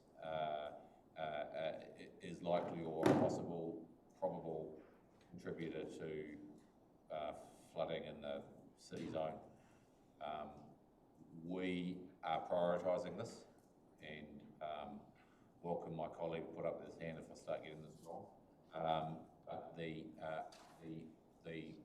bridge we recognise as having quite a low bearing capacity, meaning its deck is like 6 inches thick, which isn't very, and the equipment that is most effective or has proven to be most effective is the ISO equipment based on the port. What we have commissioned is a series of investigations and reports on how we might be able to utilise that equipment or other by means of strengthening or creating more strength in the bridge structure to enable us to do that. Everyone can be assured that we're all already engaged in looking at other lighter equipment that we can apply on that bridge. But our interest is in being able to do that most effectively. An ideal scenario for us is being able to have, potentially with some minor modifications to the bridge structure, to be able to put the very best equipment on it. It is taking time though. We've got a similar challenge our NZTA have with Gladstone Bridge. So collectively we're working on those issues. The residents who are most affected, and people in here will know them, are keeping us honest in this effect as well, by bringing this to our attention. So it's a priority. All right, thank you. Any questions or Councillor? We're doing the whole report, aren't we? What let's do segments at a time. This is just the Land River coastal report. So on the land and rivers, and the clearing of the Tairawhiti, and I should be clear, I have probably on this model. So this is actually more about the resilience of our water supply. You mention in here that you were trying to clear the forest on the riverbank that is at risk of falling in, and you mention having to get consents to do that. And this is this risk versus risk thing. There's a risk with leaving those trees there, and yes, there's a risk if we stuff up the consent. And we've got to be braver as a council. It's about the digger too. We've got to be braver with the digger and going back to the trees. Sorry. Do you think we're being too strict with our consents, and that you need to get those trees off the river?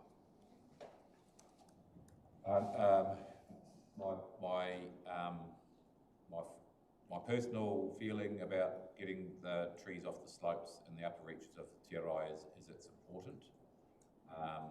The approach that was being considered earlier, which was let's hurry up and do it, I don't think is the right way to do it.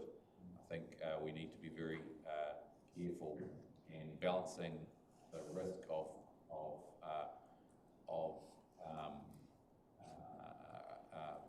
moving too fast in there. I thought carries a lot of risk as well, and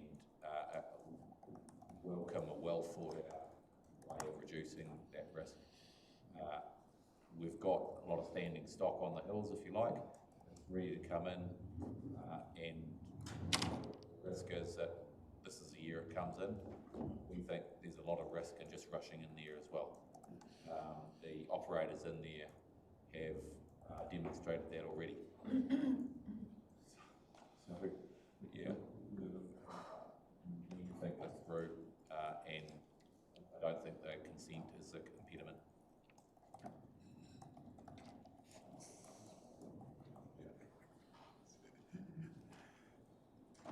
Any other questions? Operator. Yeah, I just wanted to, where's it gone? Just on page 22, I just wanted to acknowledge the mahi happening around the Krakatūwhiro in Te Araroa, and notice that it says that you're working with Te Remu Trusts and the recovery team. I just want to also confirm that the community is comfortable with that relationship.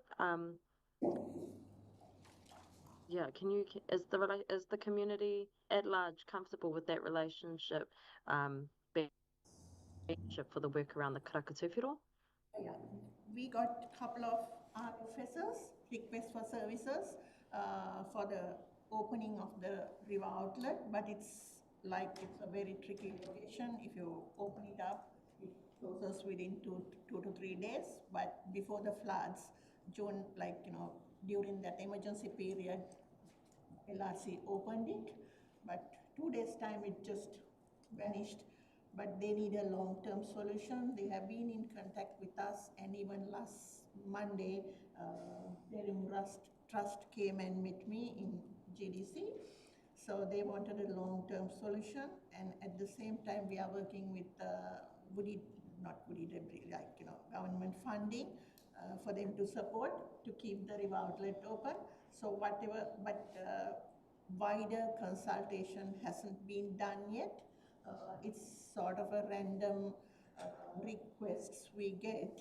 So we need to go and have a community who supports it and who objects it, and all these other issues related to river opening, saltwater intrusion issues, and various other aspects. We had to talk to them and come up to a solution. So for now, we are working with Woody Debris program on funding matters. The main focus is to get funds to do the work. So we are negotiating that. At the same time, parallelly, we are working with Tairawhiti Trust, so they might have to organize with, come as a one voice to get it for a long-term solution. So we are well aware of the issues and working on it. Okay, thank you so much for that response, and I'm heartened to hear the approach that the Gisborne District Council is taking. And then also just wanted to acknowledge once the mahi is done at Te Araroa, the work can commence in Makarika Onepoto, and that feels good. That feels good. Those communities are massively vulnerable, so big ups to the GDC, and thank you for this part of the update. I've got questions in the other parts of the report, but we'll wait till we get to there.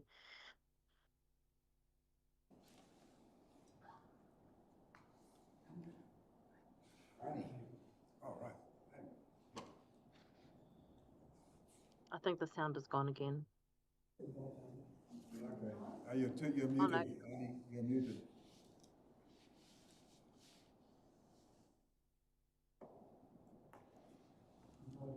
Arnie's frozen actually, that's internet. She's Oh, sorry, was that me? Yep, you.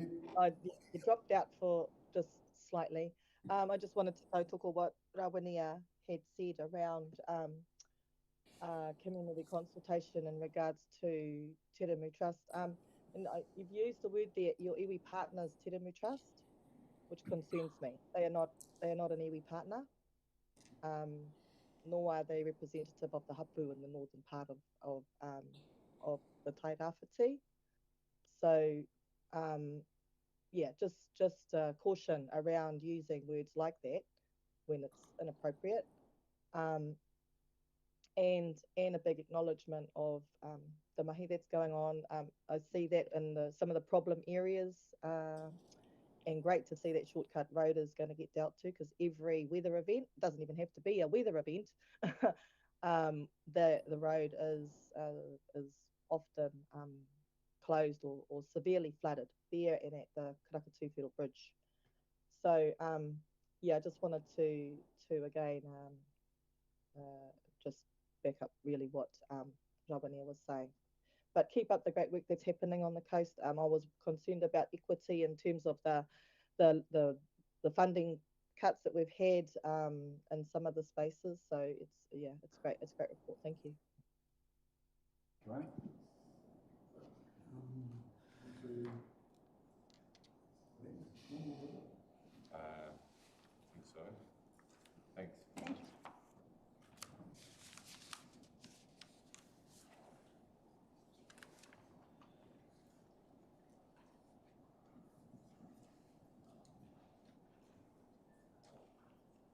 this section is on urban stormwater.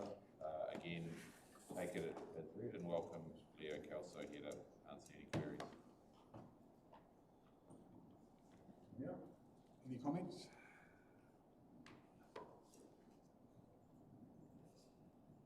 Any questions about stormwater and the great work that's been happening over the last 3 months since our last update? Yeah, awesome. Fantastic.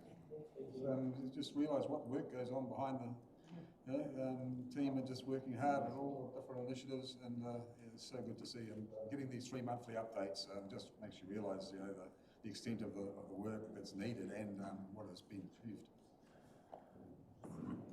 Councillor Thompson. You just mentioned a couple of properties there on page 27. Are we paying for work on private property, or is this? It's under the PDPP program. Yeah, that's the one.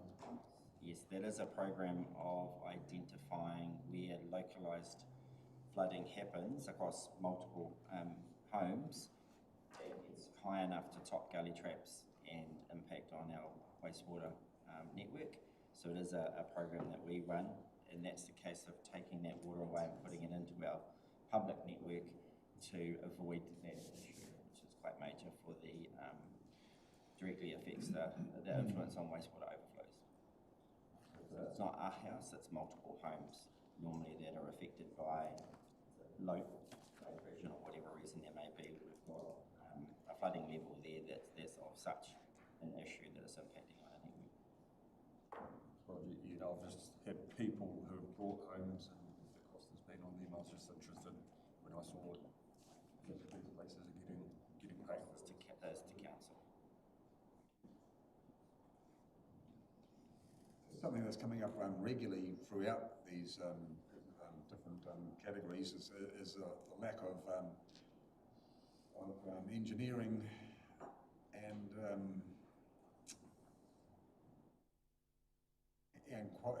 quality people that we're needing. So, what are we just not getting the response from advertising for engineers and the other qualified people that we're applying for to fill these positions?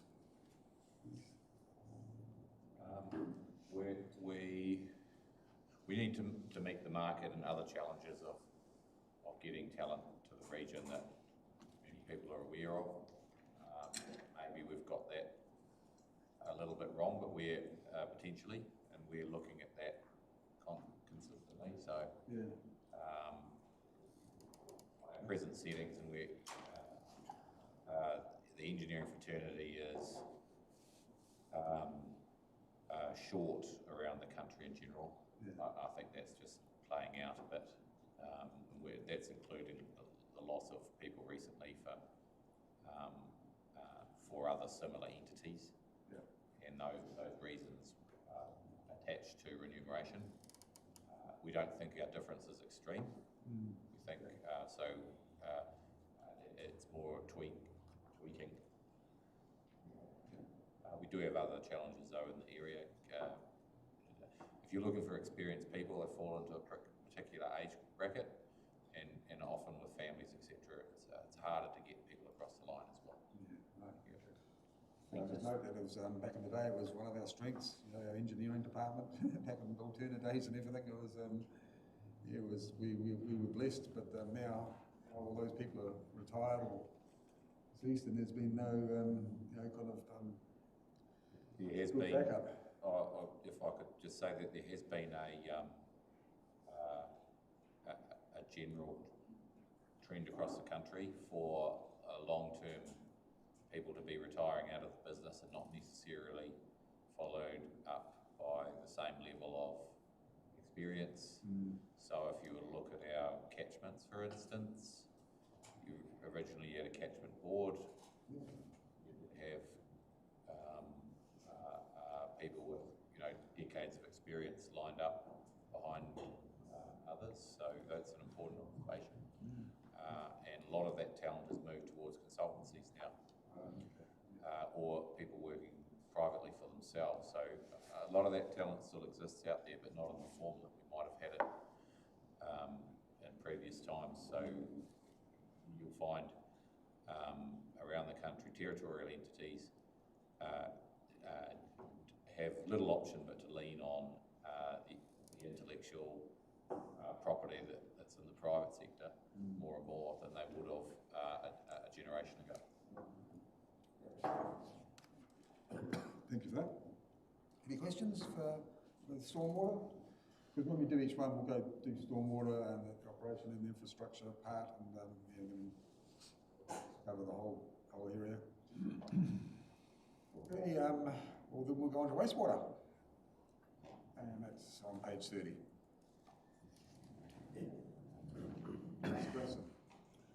Page 33, these complex reports we got, when I get a word I don't understand, I usually go to the dictionary, but can you explain what if and should mean? Currently, the plant is close to achieving consent compliance targets if the performance issues with the tertiary filter can be resolved. Compliance should be achieved. Sounds a bit problematic. That's the world we're living in at the moment in regards to the plant itself and the work that the team has done over these last few months with the new treatment processes in there have come a vast way, and they're performing above design in regards to how they have optimised it.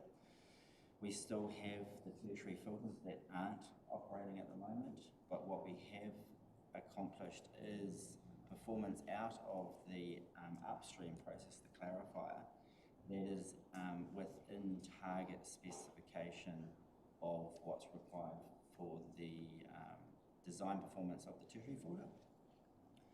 Then the plan was this month to run a trial on the tertiary filter to prove will it work or not, because it's now being delivered the correct specification of influent into it.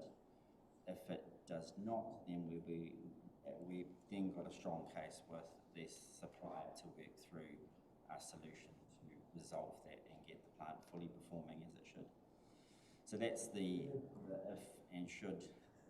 It's critically relies on that tertiary filter and getting the resolution around its performance up to the standard. Everything around it is performing to design or better than design, which is why the plant from an Inchcockeye is completely compliant, well beyond compliance levels, and we are so close on the suspended solids because of the performance of everything else around it. What's the tertiary filter supplier saying about the issue? We're actively engaged with them, but this trial is a critical pathway to informing what that performance is.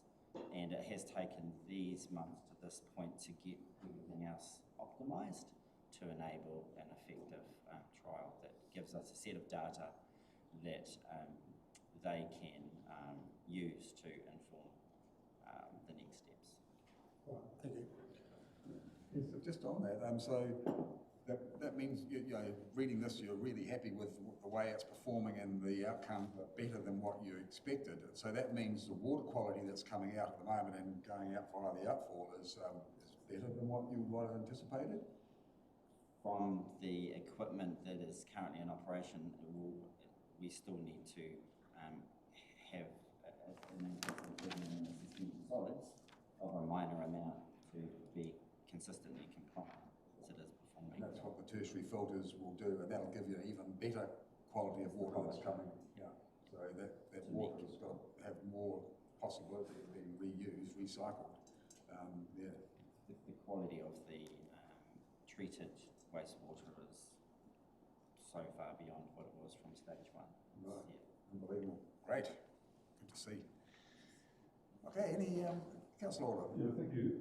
And yeah, complimenting you again on the report, as you read.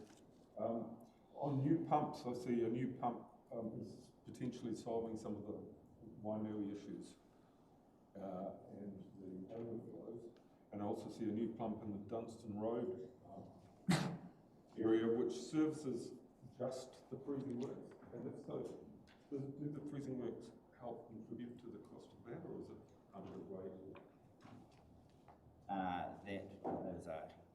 That was an upgrade of that Dunstan Road pump station. They're a primary user of it. There's a lot of development down that road now. So no, that's a continual upgrade to maintain its performance. And I saw a great report from the team around explaining that that investment actually will get returned over time just through the efficiency and the reduction in maintenance of that. Well, not reduction, but the minimisation of issues with the plant and its efficiency gain from its operation. It's anti-rag pump, right? Yeah. Yeah, so these pumps are smart and they dramatically reduce blockages that sort of are pretty ubiquitous with pumps by a considerable amount, and those are interventions that save us money because they automatically sense when they're getting blocked and they do a little reverse cycle. The picture shows just how clean that environment in those pump stations is as well. And we've had comments from public recently about who happened to visit one with our team. Oh, sorry, that happened to visit one with our team that thought, expected to walk into a pump station and the smell and everything to be overwhelming in the state. But they were blown away that it smelled beautifully clean and it was clean to the point of, they were amazed. Yeah. And that was reflected in that photo. Right. Any other questions about our stormwater or wastewater? Okay, we'll move on to our water supply. And that's on page 36.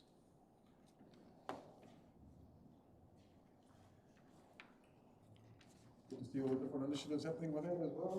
There's actually a lot happens in 3 months from the previous report. It's just so good to see. Any questions on our water supply? Everyone's happy?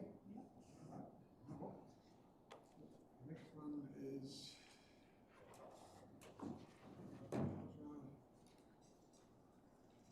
we're up to roads and we've got one. Oh, Councillor Tom. Yeah, two things. Firstly, on page... So road question, eh? Road. Yeah. So he has moved on. So. Okay, so we're going to be... He's leading the way. Thanks, Leo. Thank you, Leo.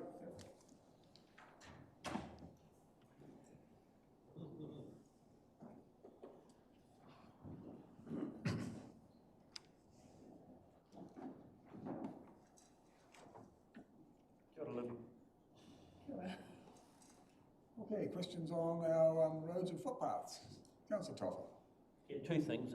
First one, just on the street lights. We talked about this, I think it was probably 2 or 3 months ago. And at that time I'd driven from Karakia through to the start of Riverside Road through town, and I think it was 59 I'd counted that weren't working. And I drove back through there the other night, and there's actually more, there's 62 not working between there. And just the comment here on page 43 is around that the streetlight maintenance contractor is delivering on their contractual requirements to keep the reticulated network operable within their contract scope. Well, I would actually question what that actual level is, because if that's the case, why are we got a huge part of our city network not working? That's my first one. Thanks for your question. Through you, Chair. So the issue we have is with the LED supply, which was a separate contract procured previously. So the street lighting maintenance contractor is not responsible for the performance of LEDs that were procured outside of their contract. So council is pursuing a warranty claim with the original supplier of the hardware. So I guess what I wanted to separate was that the network streetlight contractor is doing everything within their scope to make sure faults relating to reticulation of power issues or the older style streetlights are being repaired. The streetlight outages we have are relating to LED failures, which is a separate contract of supply. So, supplementary, so how long is that likely to be until it's resolved? Because, you know, there's some parts of the town are quite dark at night. It's been a long time already. So we're working through, with our Tauranga Whakaho group, we're working through a plan to resolve those issues. We need to work through a warranty claim, a procurement process that needs to stand alone to procure new hardware and understand our commercial risks associated with progressing the warranty claim and purchasing new lights. So time frame, is there any time frame there? Like, what can the public, you know, expect? We can come back to you on that, Councillor. Okay. My second one is just the next page, page 44. Around temporary traffic management. I sound like it's been record, but there's a statement the second tranche of local operating procedures has been trialled and in implementation phase. So I hope we can see some changes in our road corridor around the temporary traffic management. I just had the pleasure of being in Christchurch for 4 days last week, and I got to go through 4 different water treatment plants, and driving through Christchurch, I went through a whole area of roadworks, new roundabout, people planting plants on the road corridor, and there wasn't one traffic management person. And I said to my son, who actually works for a company called Cord, which is owned by the Selwyn District Council, and said, how come there's no traffic management? He says, it's been changed to a risk management basis. So it was quite refreshing, actually. There was not one traffic management person, and there was people planting plants, and there was all sorts of things going on. So it's pretty cool. Shows it can be done. Yeah, just on the traffic management, there's usually a percentage of contracts that have that traffic management is part of, and you know, it was up to about 40% of the cost at one stage. Is the percentage looked at as of cost of contracts of the traffic management side, and if it is, what's our target? I mean, I know Wanganui has got theirs down to 10%. So what's our target? Do we have one? Yeah. So through you, Chair, the 40% figure that was banded around was based on a national average and included large capital projects in the likes of Auckland, which disproportionately, I guess, created that number. Yeah. So in terms of Tairawhiti, we do not have a targeted number. For us, it's about managing those risks and about making sure that what we are doing is fit for purpose, which we can proudly say we're well and truly on the pathway to achieving. An example since writing this report is the adoption of a traffic management plan for all of the recovery work associated with slips and dropouts that's currently to the market. So what Council has opted to do, we've developed our own traffic management plan, which sets out the expectations for our contractors on how they will implement traffic management across the slips and dropouts program, which is at the market right now for recovery. And so rather than every individual contractor that we engage to do work drafting their own plan that we review and that creates churn and cost, they can take our endorsed program, our endorsed plan, and they can implement that. So we have one plan for all of the contractors that work on that scope, where historically all contractors would have to develop their own plan. So those are types of examples we are taking to try and reduce the costs. And adhering to health and safety, obviously, as well. Okay, thank you. Much appreciated. Councillor Alder. Thank you, Chair. Yeah, great to see movement on that traffic management. Just a question around light bulbs. I asked LG&Z about buying power, and I believe light bulbs is the only thing we buy through LG&Z because they're cheap, or we can get them cheap through them. Are these the same light bulbs that we're using that are going bad? And if so, are other districts having the same problem? Through you, Chair, I think light bulbs you're referring to might be building bulbs for street lights. I will need to investigate that. I'm not aware of it, LGNZ. Being our supplier. I'm not aware of that. I don't think they're a procurement entity, but in answer to your question, are other areas having similar challenges? Yes, they are. Our original procurement was in tandem with NZTA for this batch. So when you lean on large entities and expect good results, it's proof that it doesn't always happen. So we're taking a lot of care on how we procure the next, and the team is leaning. A big part of it is leaning into the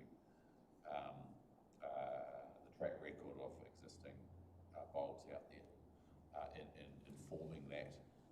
The warranty is no holy grail here, because the larger cost is actually in taking the damaged or the failed item down and then putting it back up again than the actual purchase itself. So yeah, we want a reliable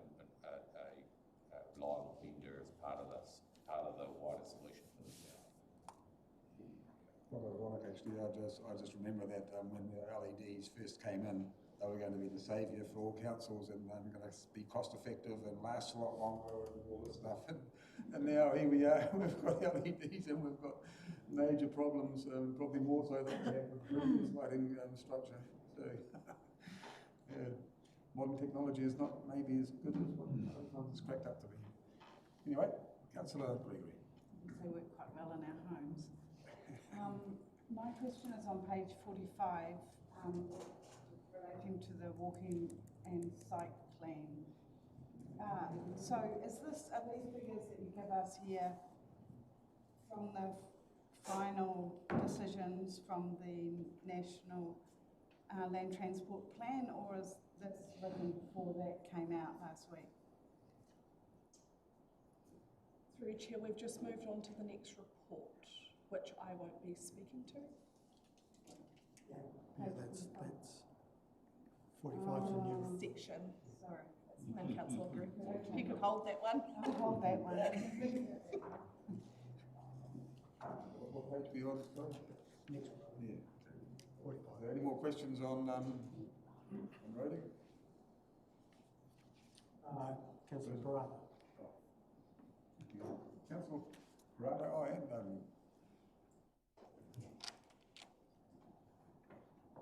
My turn? Okay, ka pai. On page 46, I just wanted to bring up the mahi being happening around East Cape Road.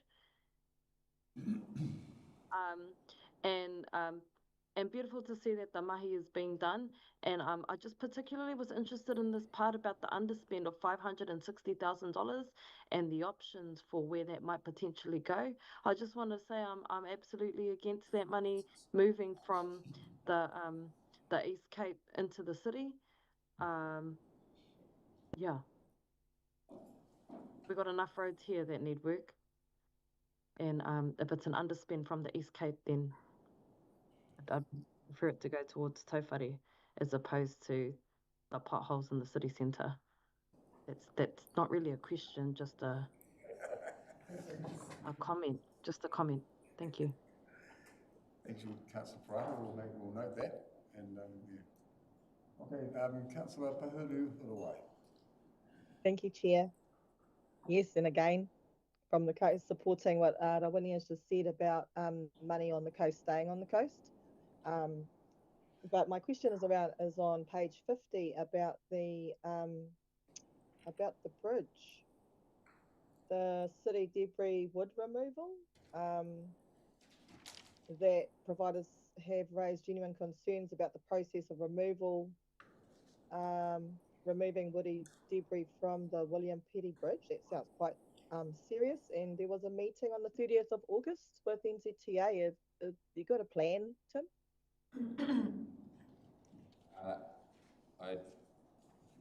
There is a plan. We could call on Darren Cox to maybe answer that. Thank you, Libby. So, pop one up. Yeah.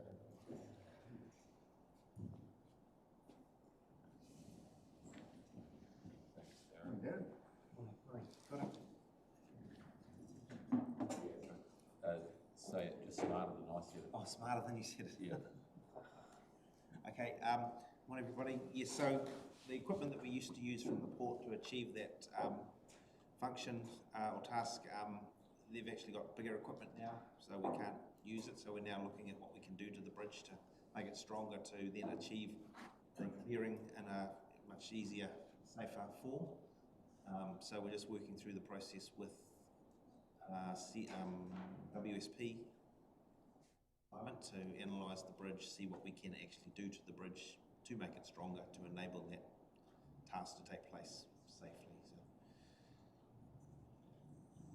at the moment it requires lane closures and disruption, and we coordinate with NZTA, with the Gladstone Bridge and Tairawhiti Bridge, so we don't disturb traffic flows around the city too much. So there's a level of coordination that needs to take place, as well as when we're using the port's equipment, we've got to make sure that there's someone that is able to drive that machine on the road and then have time on there. They've got hours that they can work with those machines as well. So we've got to coordinate all that to get them to site from the bridge. So there's a bit of background work that goes on to get to site to start that. But the main problem at the moment is the capacity of the bridge, being able to take the load of those log haulers. We did discuss this a little bit earlier, and then it was brought up as well that Gladstone Road bridge has got a similar concern. So obviously NZTA is Gladstone Road Bridge, and we're William Petty. Is there any collaboration to cut costs in that? Absolutely, yeah, we're sharing the costs of the assessment at the moment with that. So we're working, all together, all in the room together, discussing the same problem to end up with a fix that will suit everybody. Right. Excellent. Adding to that, when this is in action, we are actually in a room together. Yeah. Physically, with NZTA represented. I think I brought it up before, and it was mentioned to me by a Frenchman that on French bridges they have this extension with a very fine point on the bridge piers, and that helps the log decide which way it's going to go. Has that ever been investigated as an option to transport? Yes, I can say that from the experiences with Cyclone Gabriel and other recent events, we are looking at other ideas like that to help prevent build-up on the bridges. So that what it does, it takes the loading of that slash, so it's not affecting the bridge, it's affecting the structure in front of the bridge. And that way we might not lose the bridge in the event, or cleaning it could be made easier in the future by just removing the material off in advance structure. So we've got to be very careful that that water doesn't then divert and go somewhere else, right, in a road, paddocks or the road or something else in advance of the bridge. So there's a bit of work to do to employ that type of technique. We recognise our bridge fleet, through the chair, is a lot of it's around the same age and the same typology. There's an element of dice rolling about what one was lost and what wasn't. So not only have we got 8 bridges that we know are destroyed, there's a whole bunch that could have just as easily floated off down the river. And part of our acknowledgement as asset owners is we want to improve the chances of those bridges surviving a similar or other events, and I emphasise improve the chances rather than eliminate the possibility of it. It's impossible, we don't think. So smart ways to do that are of interest to us. We want to turn our attention to that in the future. Are you trying to prioritise eating well and getting enough nutrients?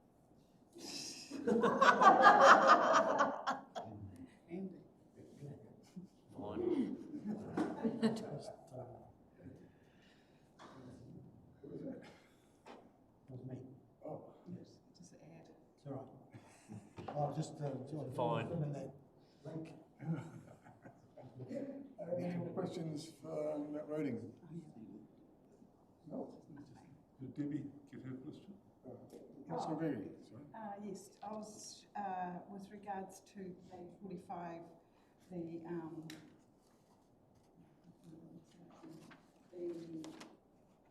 money there for the NZTA board and the allocations.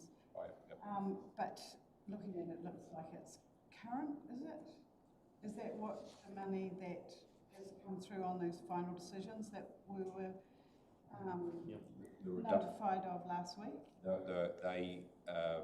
So you're talking about the reduction in walking and cycling and safety, so the table that's shown there? Yes. So we were given early notification that that would be the case, and we haven't got the line item breakdown, but we have no reason to believe that this isn't, so yeah, we believe so.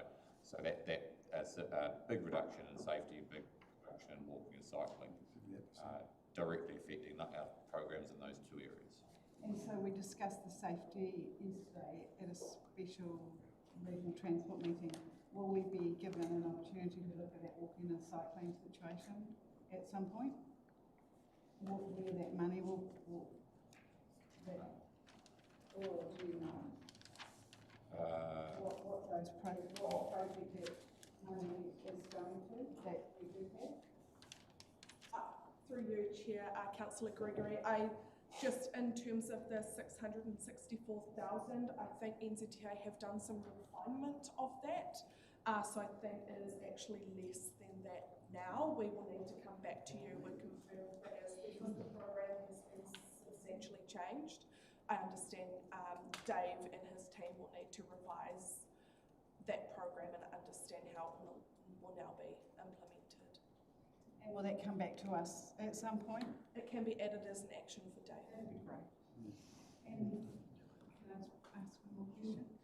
Just with the, when we talk about the bridge, the 1,000-year bridge, yesterday the cost was 1.4 million. This is 2.68 million, and this one on page 47. And the council media release is 3.1 million. I just think it just adds to the confusion for people. It'd be great if it was always the same sort of figure. Noted. I think the real important element is that it's firmly funded, and it's a slice of 2019. For sure. Yep, that would. And when it's okay to be optimistic. True story. Note that because part of that performance was the amount that had been spent this year, this financial year, so it wasn't the whole overall spending of the bridge. Yeah. But I'm saying that, I drive under it 3 or 4 times a day, and it's coming on beautifully. Nice. The stairs will be there very soon, so once people see it finished, I'm sure they'll be so impressed. Yeah. Awesome.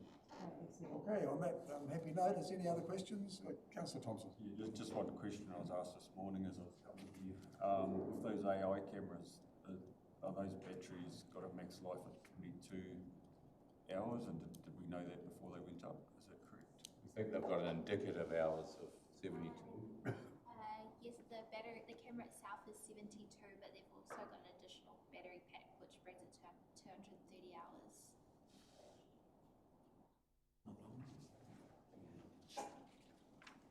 Right.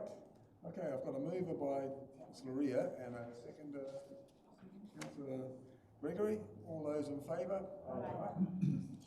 Sorry, could I just say one thing? So I was just reflecting on my first previous question. And I heard by 2027 that we might get some movement on it. I just want to point out that that's 5 years from the time of the cyclone. And so for people who are in my position along those roadways, we haven't been flooded once. We've been flooded 2 times in 2022, 5 times in 2023, 4 times already in 2024, And flooding means that because we're in the country, it means our septic systems are pushed up to the top. It means we have to deal with that pollution on, right outside our homes until,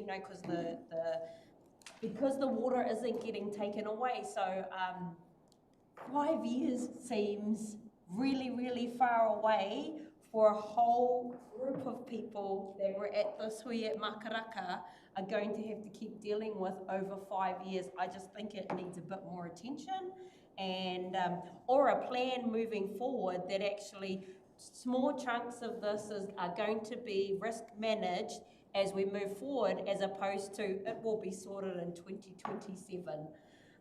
So I just wanted to so make may note I, of that. through the chair, we are having those discussions about the small chunks is a good way of describing it, of which won't recognise won't have an influence on the total and enabling more surgical elements of work to be undertaken because it's not part of the wider. So we are considering that, so that the 2027 it was more related to the broader design for the entire Tairawhiti.